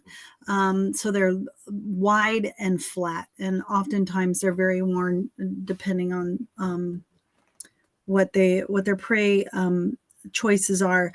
And again, as Drew said, that their fur is super lush. You won't be able to find skin on them. If you parted that fur, you will not be able to find skin because there are a million hairs per square inch. It's just super lush and fluffy. And that's the first clue that you either have an otter or you have a fur seal in front of you. Next. This is typically how you see them. And on that left photo, you can see that little paw that's textured. It doesn't look anything like a flipper. So I would really encourage you, if you're trying to determine between an otter and fur seals, to just look at those front appendages, because that's really going to suss it out for you. The rear flippers can be a little ambiguous. They are flippers, not paws like the front paws, and they have a really long tail. So they have a tail longer than any of the pinnipeds that we see, the seals and sea lions. It extends past their flippers, and these are really why they use them to move through the water as well. And they're webbed. Sometimes they'll have tags in them because these are a pretty well surveilled species down in the Monterey area, but they do sometimes make their way up this way. But they're always going to have that weird combination of paws in the front, flippers in the back. Next. Back to you. So the North American river otter, a close cousin to the southern sea otter, is also in the weasel family, the musclehead family, and their numbers are considered least concern. They range all the way up into North America inland and coastal areas, waterways. They're a northern species, and they come down into the eastern North American coast. They breed within the range, and they are very gregarious and like to hang out together. And we do see quite a few of them on some of our northern beaches. You will see even Rodeo Beach 223. They will come down in the creeks, and they will be foraging in the lagoons there. And up in the northern beaches, we see quite a few of them. They have habitat loss, availability of prey can be slim, oil spills, contaminants, disease, and predation can be their foils for existing, but they are in good numbers, and it's really fun when we do see them. The river otter differs from the sea otter in that it has a longer, slender body. It has their front paws are less paw-like, more feet-like for climbing on land. They have a flatter, a round head, but it's flatter. And their ear flaps are further back on their head. They're often in groups. Rarely are they single. Their tail is different, and I think I did not mention the sea otter's tail, which is rudder-like and thick and long. The river otter's tail is very thin and very strong and very long. It's very tapered. And their fur is a third of what the sea otter is. It's like 9,000 hairs per square inch. So while that's thick, it is not that big, thick coat. Although these guys were hunted for their coats back in the day, but they were not as thick and luxurious. They tend to not migrate. They tend to stay together in family groups of their own family. So they will stay, aunts and uncles and offspring will all stay together. The size is smaller. The river otter has little change in dimorphism from female to male. They're about 3 to 4 feet. They are about 24 to 25 pounds. And the newborns, also very cute, are 1 foot with maybe only weighing, a half a pound at most. Very cute. We do see these on Beach Watch, but not as frequently as our southern sea otter in the southern part of our range. Drew, could you take a couple of questions? Sure. First question is, do sea otters ever haul out like seals and sea lions? Yes. Sea otters do haul out. They will haul out on very low rocks at low tide, and there's some areas where there's a bunch of rocks offshore, not that far offshore, but like rocky outcrops. They will go and sun themselves. Not so much at night, but it'll be low. They'll climb up on the lower rocks and just be there for a short time, maybe to nap or to groom, and then because they're low, they get right back in the water, but they do haul out. And the haul out pattern, the haul out behavior is much more prevalent the further north of the range of sea otters in general. So yeah, it's very common in British Columbia and Alaska, but actually it's not that common in California. They have to have a very, I'm using air quotes here, you can't see me, air quotes here. They have to have a very comfortable haul out space in order to see our California southern sea otters actually fall out. I have seen them at Año Nuevo several times, which is kind of northern for them. Yeah. So, Elkhorn Slough it's very common right Yeah, outside right Elkhorn outside Slough. Elkhorn They Slough. sleep on the beach in rafts, the same rafts that you see out in the Mhm. water. They'll sleep in rafts on the beach Mhm. there. And same thing at Año. We saw them off, not Año, at Fitzgerald. They were Yeah. hanging out on the rocks at Frenchman's Reef. And I have seen them down in Cambria doing the same thing. So, I mean, it's not something you see all the time, but when you see it, you're like, look, the otters are on the rocks. What's wrong with them? But there's nothing wrong with them. They do like to do that. So That- next question, thank you, is do northern river otters' faces turn white with age like a sea otter's faces?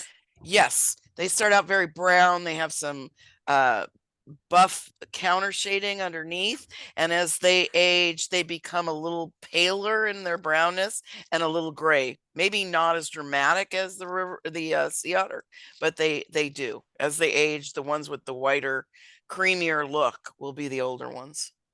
Okay, great, thank you. Now, Sue, what is this? That's a very well scavenged sea otter. I mean, a river otter. River otter. Right. This would be a challenge for you if you found something like this on the beach, but that tail, the skeletal tail, is really going to take it out of the seals and sea lions realm because the tail does not extend that far. So you're going to be looking in the mouth because their teeth are very different than those of a sea otter. We don't see that many of these guys on surveys, or they're not reported to me anyway, but I feel like that you probably don't see very many, maybe some a little further north, usually in there's been a couple in San Francisco, but really for the most part up in Marin and Sonoma counties. I've seen them actually in the water out at Drake's Beach, swimming swimming along the water. I had interrupted one eating a fish on the beach.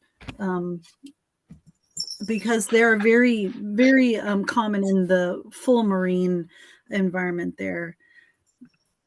What's the question? What defines, sorry, go ahead.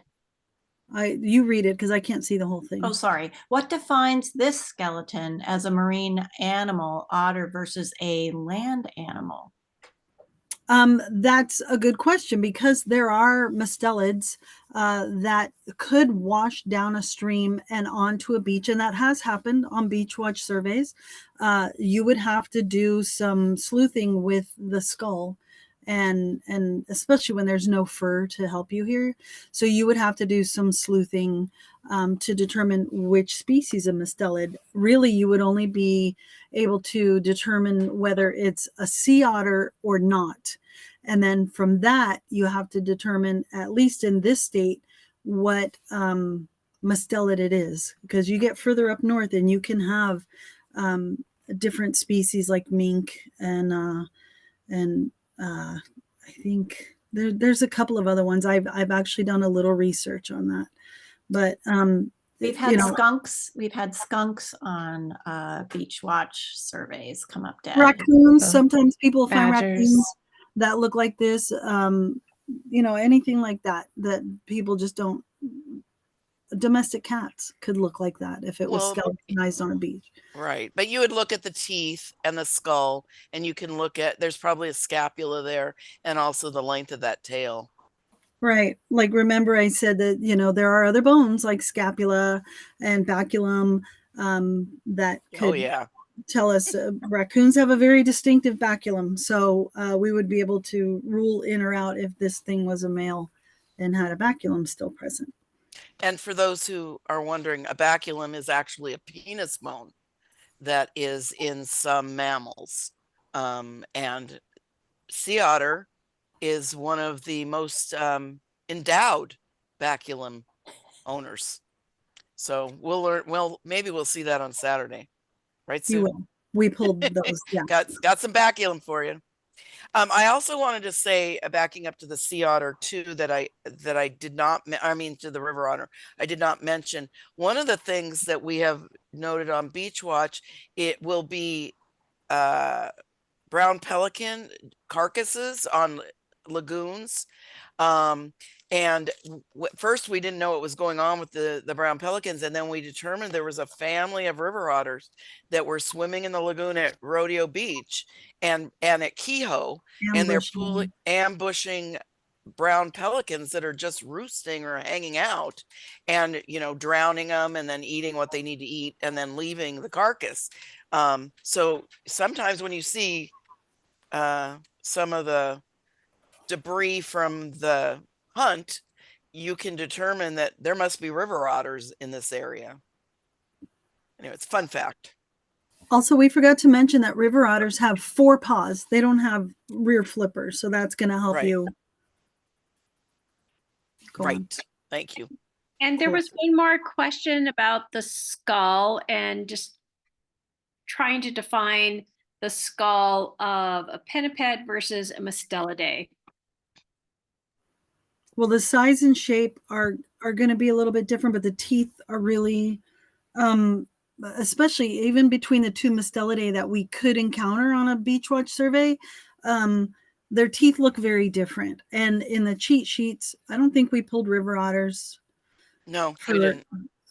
But their teeth look very different. And as I've mentioned before, it's really a bunch of different clues that we're going to look at to try and ID. There really isn't going to be any one particular feature that, unless it's something like an orca that just looks like an orca.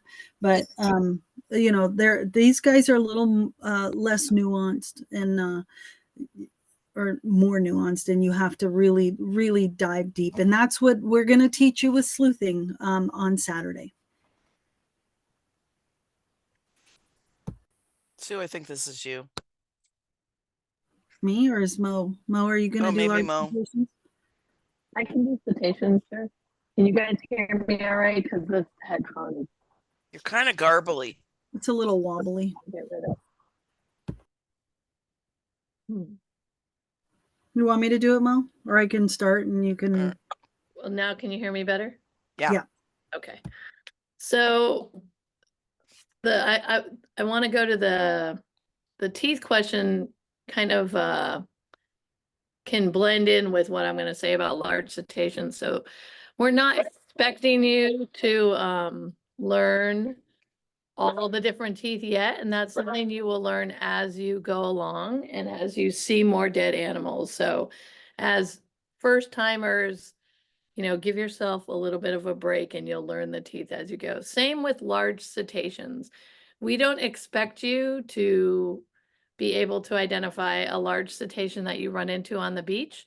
We just want you to act quickly to report that cetacean to get a team out there who will do the identification and the work. I'm so sorry, my dog is being problematic, of course, right now when I'm talking. So just in the Bay Area, which I don't think anyone said tonight, we live in the most unique area. There are 6 species of pinnipeds, which you've learned tonight. Southern sea otters, only place in the world that you can see them. And then lots of different large cetaceans and 2 species of small cetaceans that we're going to concentrate on. But these are just a few. A fin whale on the left side, a humpback whale on the upper right, and a gray whale on the lower right. Next slide, please. That would be a male. That would be a male gray whale. Yep. Yeah. No penis bones on cetaceans. Yeah. So you will have gotten your cetacean cheat sheets. I think you have. There will be some of the large cetaceans on there, but mostly it's going to be about harbor porpoises and bottlenose dolphins. Dolphins and porpoises are what you're going to see most if you see any cetaceans. Next slide. So cetaceans, when you look in their mouths, porpoises and dolphins will have different teeth. Harbor porpoises and Dall's porpoise, which are the 2 in our area, have spade-like teeth, or spatula-like teeth, whatever you need to think of. a shovel-like tooth. Lots of people have used those three different terms to describe porpoise teeth. Next slide. And then dolphins have pointy conical teeth. Again, teeth you will learn more about as you go forward, but those are the main 2 points to distinguish a dolphin from a porpoise. Next slide. Harbor, who's doing, is anyone doing? I am. Okay, sorry. And go you ahead. can interject if you'd like, but Okay. so harbor porpoises are harbor porpoise is very common in our area. They are all over the northern temperate, subarctic, coastal, and offshore waters. They are here and they're in Europe. They're off of Japan. They breed throughout the range, and most calves are born between May and July. A great place to see them breed is right off the Golden Gate Bridge at certain times of tide flooding.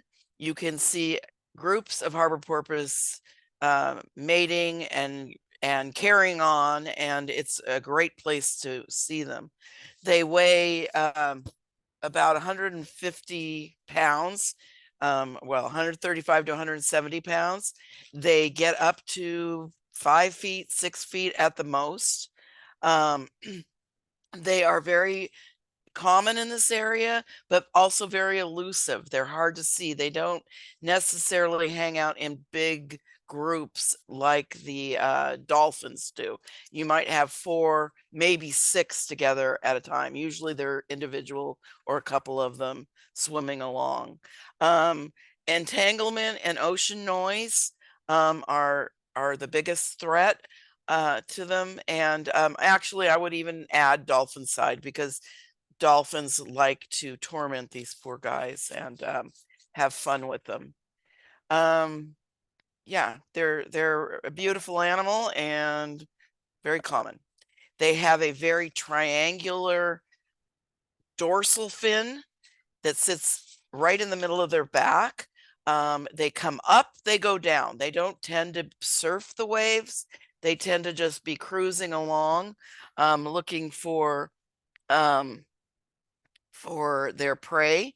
They can be anywhere from a brown color to a dark gray color.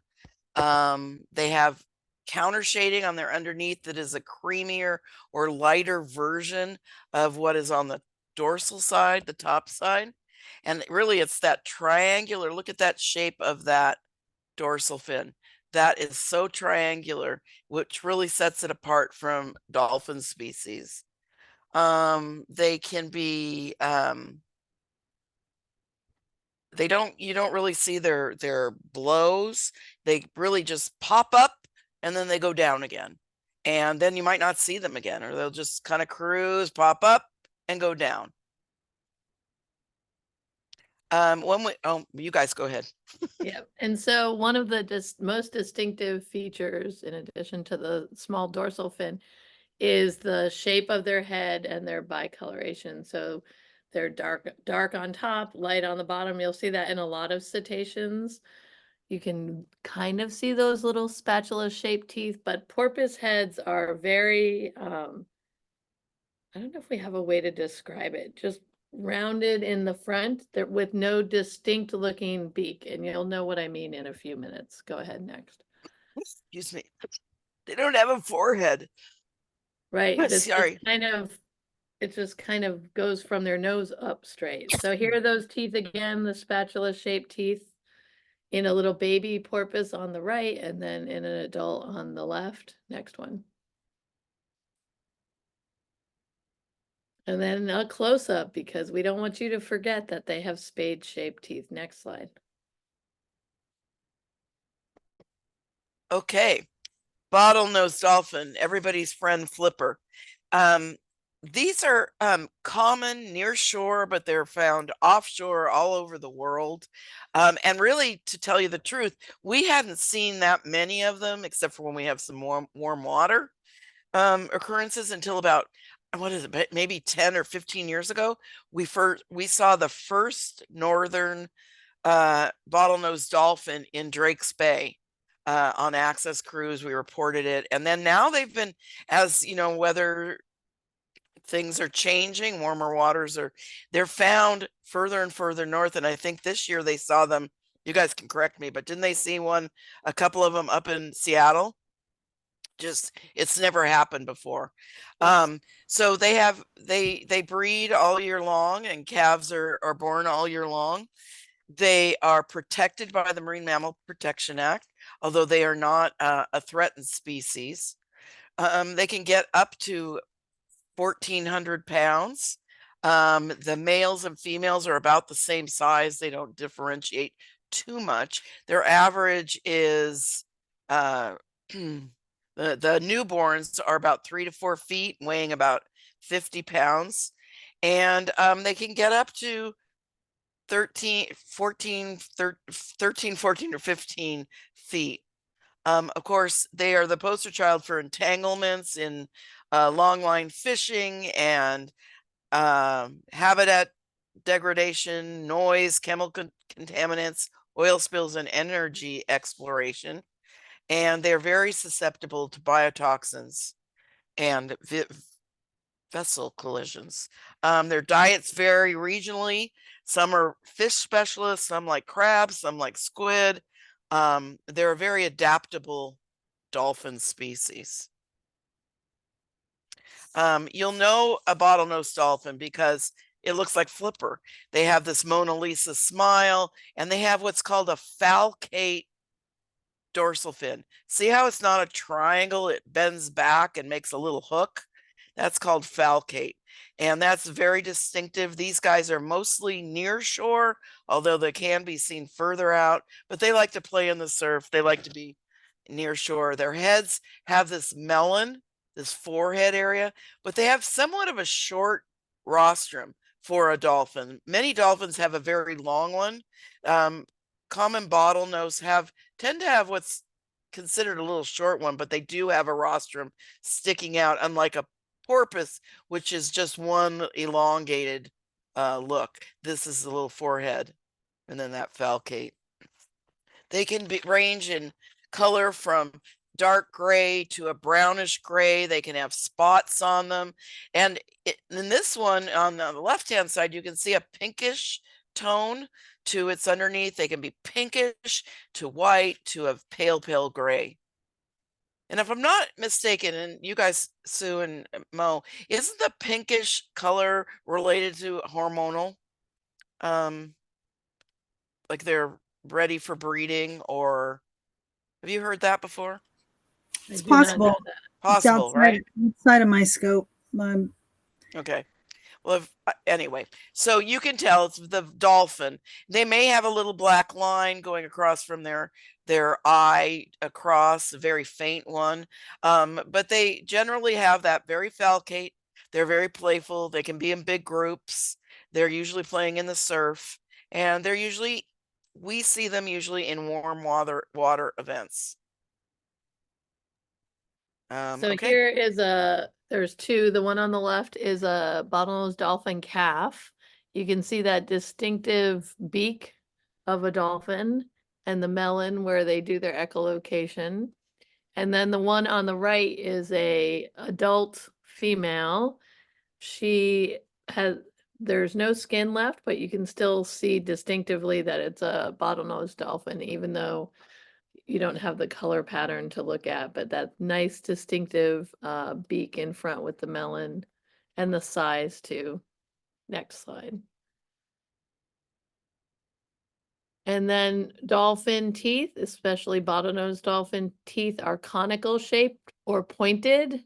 Sometimes they do get worn down based on the food that the animal is eating, but in general, they're not spade shaped or spatula shaped like those of a porpoise. Next slide.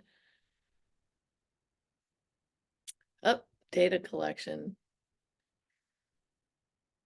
You want me to do that, Sue? No, I can do it. Okay. And this is something that we'll talk about. And you may have already talked about reporting dead.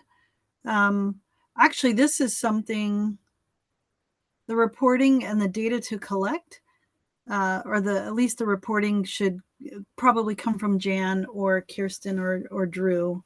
And I'll just jump in here. We have not done our lesson in reporting in great detail yet. So they're hearing about it, but it's very vague at this point. This is stuff we'll cover probably more in depth on Saturday. So I don't know if it's necessary to cover it now. Well, we want to introduce level A data. Let's introduce it though, what level A data means. Okay. So our collaboration it exists because we report all of the data that you collect and the data we collect on our field responses to NOAA. We're NOAA permittees, and so in return for that permit, we are submitting data to them. That is in the form of a level A data sheet. So there is certain information that you will be collecting for your archives, but also for ours. So we're going to be determining the species and documenting the location, the date, the standard length, the gender, the age class to the best that we can determine that. The examination condition, and yours are a little bit, we have one more category than you guys do, but we'll talk about that on Saturday. And then tags or other identifying marks like brands or I don't know, satellite tags and things like that. Next page. Other location, other data locations. So the county, I report the county, the city, the name of the beach. I like the name of the beach, the common name of the beach, not your beach watch number, because I don't know where, I don't have those memorized. So you'll have to have a little grace with me because I don't know that. Just tell me I'm doing Stinson Beach or Ocean Beach or whatever. The location on the beach, places like Ocean Beach and the Great Beach in Point Reyes or up at Manchester, or they have long stretches of beach that have different inputs. South Beach parking lot, North Beach parking lot, Abbott's Lagoon, things like that. We want to know where the animal is in regards to the closest access. The geographical coordinates, most of your cameras have that on it. Not all of them do. And I can usually get the GPS from the photos you send me, that you'll send me as soon as you can after you're done submitting your data. And then if it's on your camera, I'll go ahead and just mark that myself, that it was part of the GPS on the camera. Next. And then examination code. So fresh carcass is one that is an animal that looks like it's just sleeping on the beach. There's no skin sloughing. There's no eyeballs missing. As crass as that sounds, that's actually an indicator of freshness if the eyeballs are still present. But usually you're coming across an animal that looks like it may be just sleeping. It may have rigor mortis. It doesn't have a decomposition smell. No mummification or wrinkling. Everything, the eyes are clear and still intact. It's not bloated. Nothing's extruded the tongue or anything like that. Moderately decomposed would be you're seeing a little bit of bloating, some skin slippage, possibly cracking, some scavenger damage, a little bit of an odor. The mucous membranes are dry. You might see some insect deposition on there. The eyes are sunken or missing, or parts might become missing, like the front of the skulls and stuff like that. Next. Advanced decomposition, these are where they get a little bit trickier to ID, but they may be intact, but collapsed, heavily scavenged, skin sloughing, severe scavenger damage, very strong odor. You'll usually find them by your nose before you'll see them with your eyes. Blubber and muscle easily torn or falling off the bones, liquefied internal organs. That's delicious if you're eating dessert, sorry. And then the code 5 is mummified or desiccated, dried pelt, or skeletal. So if it's something like this that's in an area that's got a lot of scavengers, like Año Nuevo, Salmon Creek, Point Reyes, where the scavengers will reduce a carcass to this photo on the bottom overnight. So that would be a code 5, even though Yeah, and Sue, just to jump in, so Beach Watcher only goes up to code 4. So we sort of combine our advanced decomposition with our mummified. Yeah, I don't know I why. Well, yeah, I these. don't know why we've never changed that, but the crunchier it is, the more code 4 it is. Right. So I And think because we do have a difference in how we describe that, it's probably better to I'll see it in the photos yeah, when you share them with me. But you know, if you say it's a code 4, look at the then photos. well, yeah, or just explain like, oh, the head was gone and half of it was eaten or whatever. Because I do know that, you know, we do have to differentiate between what we report and what you guys collect. We have one more category. Next. My favorite part, the pinniped standard length. The length that we collect is from the tip of the nose to the end of the tail of an animal that has been straightened out as much as possible, but not stretched too far, but straight and on its back. Most of the time, you can roll a carcass over onto its back, and I'll show you how to do that on Saturday. We take that measurement in centimeters. We straighten out the carcass as much as we can without stretching it. And if the head is missing or the rear end is missing, that is something sharks like to do, is leave a half a carcass on the beach for us. You're going to estimate to the best that you can to where that missing appendage or skull or rear flippers or whatever, or the bottom part of the body would extend to the best of your ability. And when you report it, please say, this is my standard length I got was 120. That was an estimate because the head was missing. So sometimes, this is why we have scale bars in photos. Sometimes I will look at your photos and think that you've either done too much or not enough, and I'll adjust it. But I always circle back around to you and tell you that I've adjusted it for our purposes, and that if you want, you can adjust it to for your reporting as well, so that we're on the same page if we ever compare our information together. Next. So this is a pinniped standard length. The only thing I would change is this animal should be on its back. And one of the things that is noteworthy in this photo is if you look at the right rear flipper, there is an orange tag.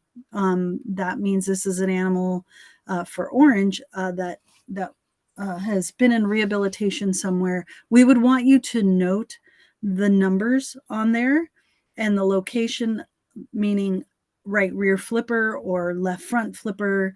Phocids are tagged on the back flippers.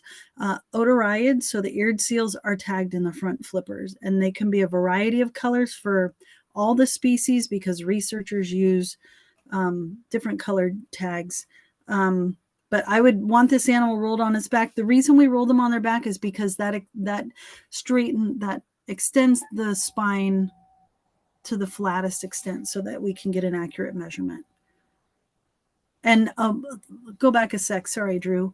When we encourage folks to draw lines in the sand, I use my scale bar to do that. I'll just go right next and just do a little dash in the sand, and it makes it a little bit easier to measure it. I want to encourage folks to measure animals as close to the animal as you are comfortable being, because that's going to make it the most accurate. The further away you get, the wobblier those lines are, and the more it's going to affect the accuracy of your measurement. So I would tuck that flipper that's extended out like an airplane up against the body, and I measure right next to the body. I don't measure over the top of the body, but I will measure right along the side of the body, so that I know that's not for everybody, though. I get paid the mediocre dollars to do that. So, you know, get as close to it as you can. And I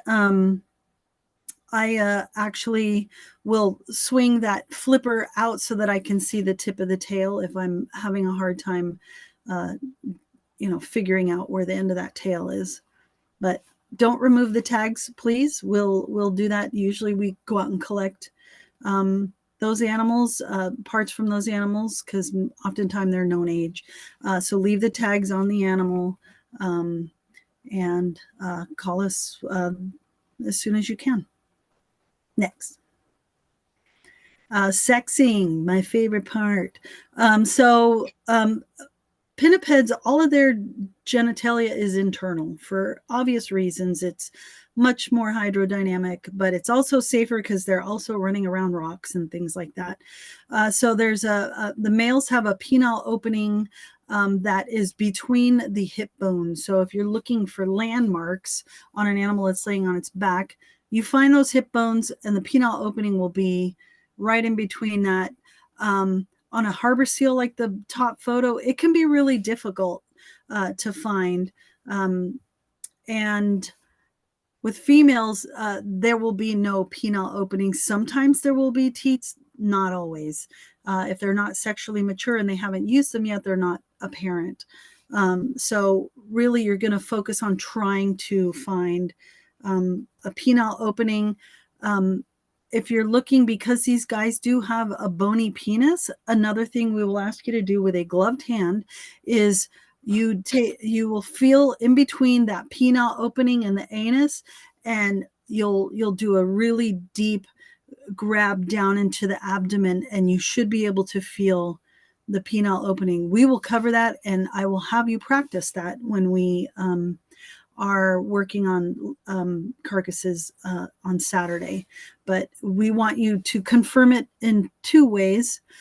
There's a third way. You can look in between those rear flippers, and if there's one hole, it's a male. If there's two holes, it's a female. But that really only works with super fresh stuff. But there's more than one way to determine that. Next. And then these are the videos. I don't know if they're videos here. Oh, they are. So what I'm doing here is I'm finding the umbilical scar, and I'm pushing from the umbilical scar, pushing towards the tail. And almost always, if it's a male, your finger will come into contact with the penile opening. With fur seals, it's very small, so you have to really press hard. On the other side, the second video, you find the umbilical scar, and you'll see I'm not encountering any hole. So I would grab that area like right above that pubic bone and look for a bone. Right. So it will just smoothly do that. That comes in very handy with the fur seals that are a little difficult to find the penile opening, and with harbor seals who are spotted everywhere and it's hard to see that penile opening. Next. Oh, for cetacean standard lengths, we will get a chance to practice this on Saturday, but it's the measurement. You can't roll these guys really on their back. So if they're also hard to move. So it's from the tip of the snout to the notch in the flukes, which means it's that little notch right in between the tail flukes, right in the middle. And that's the length of, just remember, it's the length of the spine is what we're measuring. And that's about it for those guys. It's just that simple measurement. Next. Sexing cetaceans, it can sometimes be super easy. Both male and female possess a genital slit between the umbilicus and the anus. Sometimes both can have mammary slits, but oftentimes the females are a little more obvious. Females are generally there is generally a lesser distance between the center of the anal opening and the genital slit, less than 10 centimeters.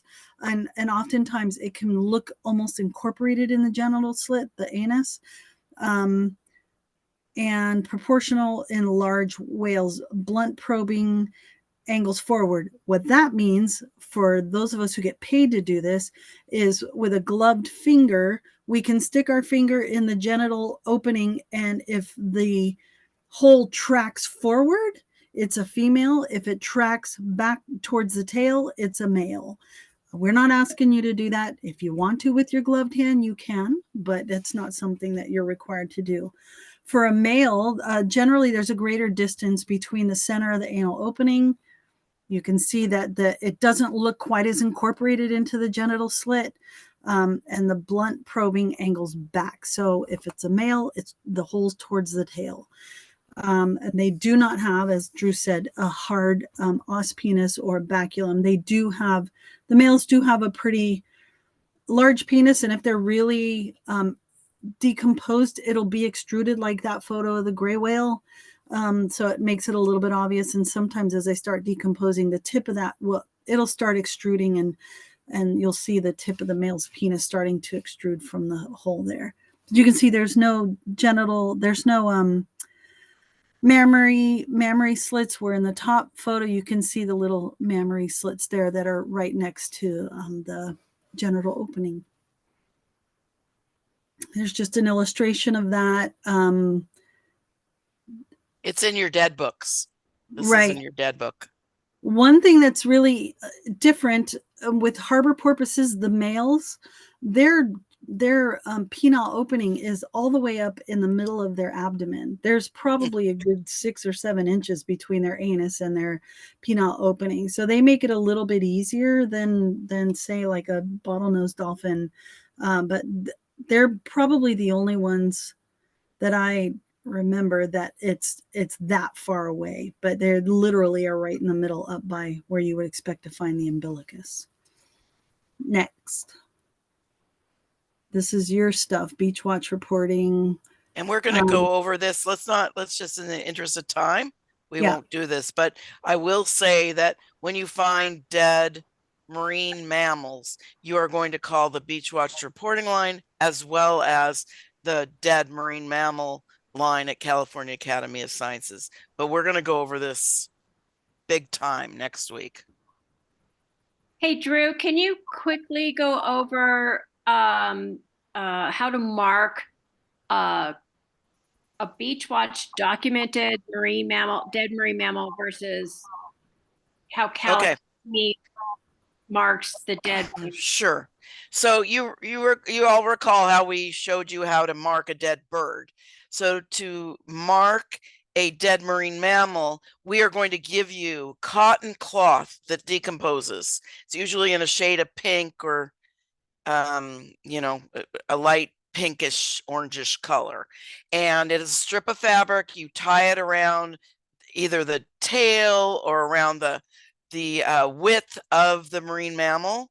In the case of a sea lion, maybe around one of its flippers, or in a dolphin or small harbor porpoise, you do it around the tail, and you tie it in a knot. That way, when Cal Academy comes out to do their collecting and measuring, they will know we have counted it. Conversely, they will tie twine, natural fiber twine, usually green, sometimes natural fiber, around the carcass. In the same way, if you walk up to the mammal and you see that there's twine on it, you also document it for Beach Watch by doing all the measurements, by doing all of the calls to let us know it's there, and then put your tie around it so that Beach Watch gets the data, as well as Cal Academy already has the data. And then Cal Academy, when they come out and they see our pink tie, they know it's already been reported to them and that they're going to get more data. We'll go over this a little bit more in the field, and you will get a handful of ties that you keep in your backpack. Can I mention one thing really quick about tying things?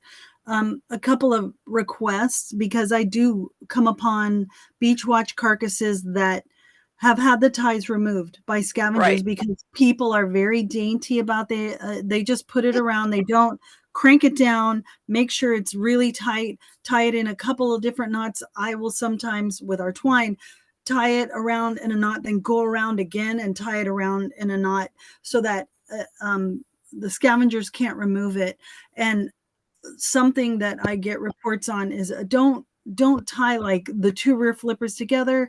Don't tie it around a neck, anything like that, because people make up stories that spread like wildfire through communities, and people have wild stories on Nextdoor about animals that have been hog-tied and all kinds of weird things. So 1 flipper, nothing around the head or neck, nothing looks like it's been slung up in any way, shape, or form. Okay. Thank you to all these wonderful people that have contributed to this presentation. And we always have to say this. Is this true now? Funding for this presentation was by the Noah John H. Prescott Marine Mammal Rescue Assistance Program grant awarded to California Academy of Sciences. And we worked as a collaboration to put this together. I'm going to stop it there. I'm concerned about time and I really want to respect the 8:30 cutoff, but I need to tell you about Saturday. So if everybody could maybe hold their questions and we'll have a little Q&A when we start off on Saturday, that would be great. Is that okay? Okay. Here we go. So Saturday, we are going to go to Cal Academy of Sciences and where is it? Here it is. And here is the, there you go. So on March 23rd, Saturday, we will meet all of you at California Academy of Sciences between 8:30 a.m. and 8:45 a.m. You can use your map, Google Map or whatever you use for getting there, but we are going to meet on the back side of Cal Academy at the research and employee entrance. So don't go in the main entrance. You want to park on Nancy Pelosi Drive. You know, your map might say Middle Drive East, but it's been called Nancy Pelosi Drive for a while. There should be at that hour plenty of free parking along the street, legal free parking, but do not leave anything in your car. Do not shuffle things once you park into your trunk. Do all that shuffling before you get there. The people that are out in the park that do these break-ins watch for you putting stuff in your trunk. So have that moved there before if you leave anything in your trunk. But we strongly suggest and warn you, do not leave anything visible in your car. We're going to meet you at the back entrance. You'll park and then cross a little footbridge, and there'll be staff, either California Academy of Sciences or Beach Watch people you'll recognize. You'll go in, you're going to have to show your QR code from your signing in, or you're going to have to sign in by using their iPad, telling your COVID status and all the information that was emailed to you. If you did not get that email me right away and I will send it to you. Do that health screening thing tomorrow and Saturday morning at the latest. Bring your cheat sheets, your field guides if you have a book on mammals, your clipboard and pencil and pen. Wear good shoes because we're going to be walking all over the building. And bring your lunch. There will not, even though they have a lovely cafeteria set up with really fun food, we won't have time to go wait in the line to order food, get the food, and eat it there. So bring your own lunch. And then we have been invited after the whole presentation to go on a tour of the behind the scenes that Mo will lead. It is an optional event, but a very special treat. So if you want to stay, prepare to stay longer than 1:30. In addition, or you can go into the museum after our class and enjoy the museum until closing. So we'll see you all on Saturday. And hopefully that is clear. I wanted to compliment everybody. All but one person or two people have taken the Intro to Marine Mammal and Birds courses. So we're all good. We're past that now. And any questions? And we'll see you Saturday. I'll make one addition. Okay. Saturday, we're going to be studying birds and mammals. So don't forget your bird cheat sheets and Thank your you. bird field guides as well. Thank you all. Looking forward to Saturday, and thank you, Mo and Sue. Can't wait to see you then. Someone asked about the length of the tours. So we'll have to do 2 tours. If everybody wants to go on a tour, they'll be a half an hour each. So if you don't go on the first tour, you go on the main floor and then you come back and go behind the scenes. Probably can't do it in a half an hour because as I've seen tonight, you guys all have great questions. So maybe we'll do 45 minutes each tour, but we'll see how much energy everyone has by 1:30 that day. Yeah, and we will have a very light coffee cookie situation in the morning. So don't count on it for any of your primary meals to sustain you. Bring food. Bring chocolate. Too bad. Drew's such a good cook. All right. Oh, Thanks, so are you, everyone. Kirsten. Have a great night. Bye. Love seeing you. Thank you. So many great questions. Thank you, everyone. I'll bring a copy of them. Bye. Bye. All right. Nice seeing you. See you, Bye. Carol. We'll see you live.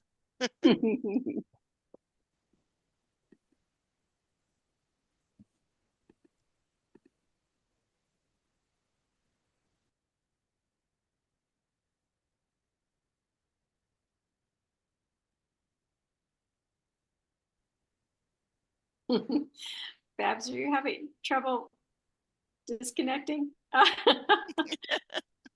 I'm not quite sure. I think it's the lower. There she goes. She got it. No, I did it. Oh, you did. I was looking at She was it like, too. She's like, I need help. I helped her. Good job, everybody. Yeah, likewise.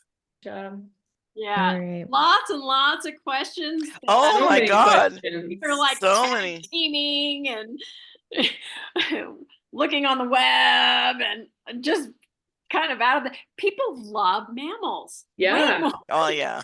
Way more than birds. Yeah, these are marine mammal people. They Yeah. are. I haven't seen a class quite this chatty about it, And but it Yeah. does take like one or two people starting and then other people start. Yeah, yeah. And who's Allie Jacobs? Oh, Allie Jacobs. Yeah. She's cool. I really like her. Yeah. She's worked at the Marine Mammal Center. She knows Hollis Bewley really well. Yeah, She she took knows the her stuff. naturalist course with College of San Marin, I think. Mhm. Oh wow. Okay. We should go to bed She's- now. Mhm. It's time for me to go to a hot tub. So I can Hot tub. hot Nice. tub after skiing for 4 days and long drive home tomorrow. Oh, enjoy. Thank you, Jan, for joining us. That was really Yes. helpful in the chat. Mhm. All right, guys. Good night, everybody. See you Stay safe. Saturday. Woo! Quick question, Kirsten. I have to Yeah. go to the bathroom. I gotta go. Yeah, bye. I noticed there's a photo log in the sample data sheets for Mhm. the data entry homework. I don't know if that's necessary. Yeah, good point. Okay, because they aren't going to be uploading photos. It would be good practice. I don't know if they're going to do that at some point, but So we could put in a photo log sheet. We did ask them to upload photos, but it was like of their cats as a practice, right? so they So did that already. We will ask them to do that when they submit that practice survey. So we could put in a photo log that says, insert your photos here. Yeah, so a photo log maybe that they fill out on their own, not. Yeah, but they don't even need to fill it out. I think it's just, we could just put a page back there that says, remember to upload a few photos. We could have a little instruction sheet. Okay. If it's Because helpful. there are things, you know, that we would expect to be on the photo log, like pictures of these dead that are on the Right. sample. Yeah, let's pull, I think that's a good point. Let's pull that sample photo log and then say, when you get to this stage, when you normally upload all your photos, you're just going to practice uploading a random shot or two to get the feel of it. Okay. Sounds good. Now, Thanks for I catching do that. have a request for Saturday morning when everyone's gathered for the initial instructions to really go over the difference between the level A data form and I the saw that. form. Yeah. Because I was looking at that and I was like, are they thinking that they're going to have to fill out level A data? So let's just make certain that there's a communication of level A data for Cal Academy to fill out the Right, level right. A data Yeah. form. Yeah, we can clarify that. Explain that is The The first section is going to be level A data collection, and we can just say that right there and when we're Define. looking at the mammals. Yeah, because I could see a few, because I kept like scrolling through the faces of the people who had their cameras on for any kind of raised hand, and people like, huh? Another data form? No. Another Yeah, data we form? can clear that up quickly. Okay, yeah. Thank you, everybody. Great job. Night, everybody. See you. Happy See resting. you. You too. You too. Bye. Yeah, you too, Bye. Kirsten.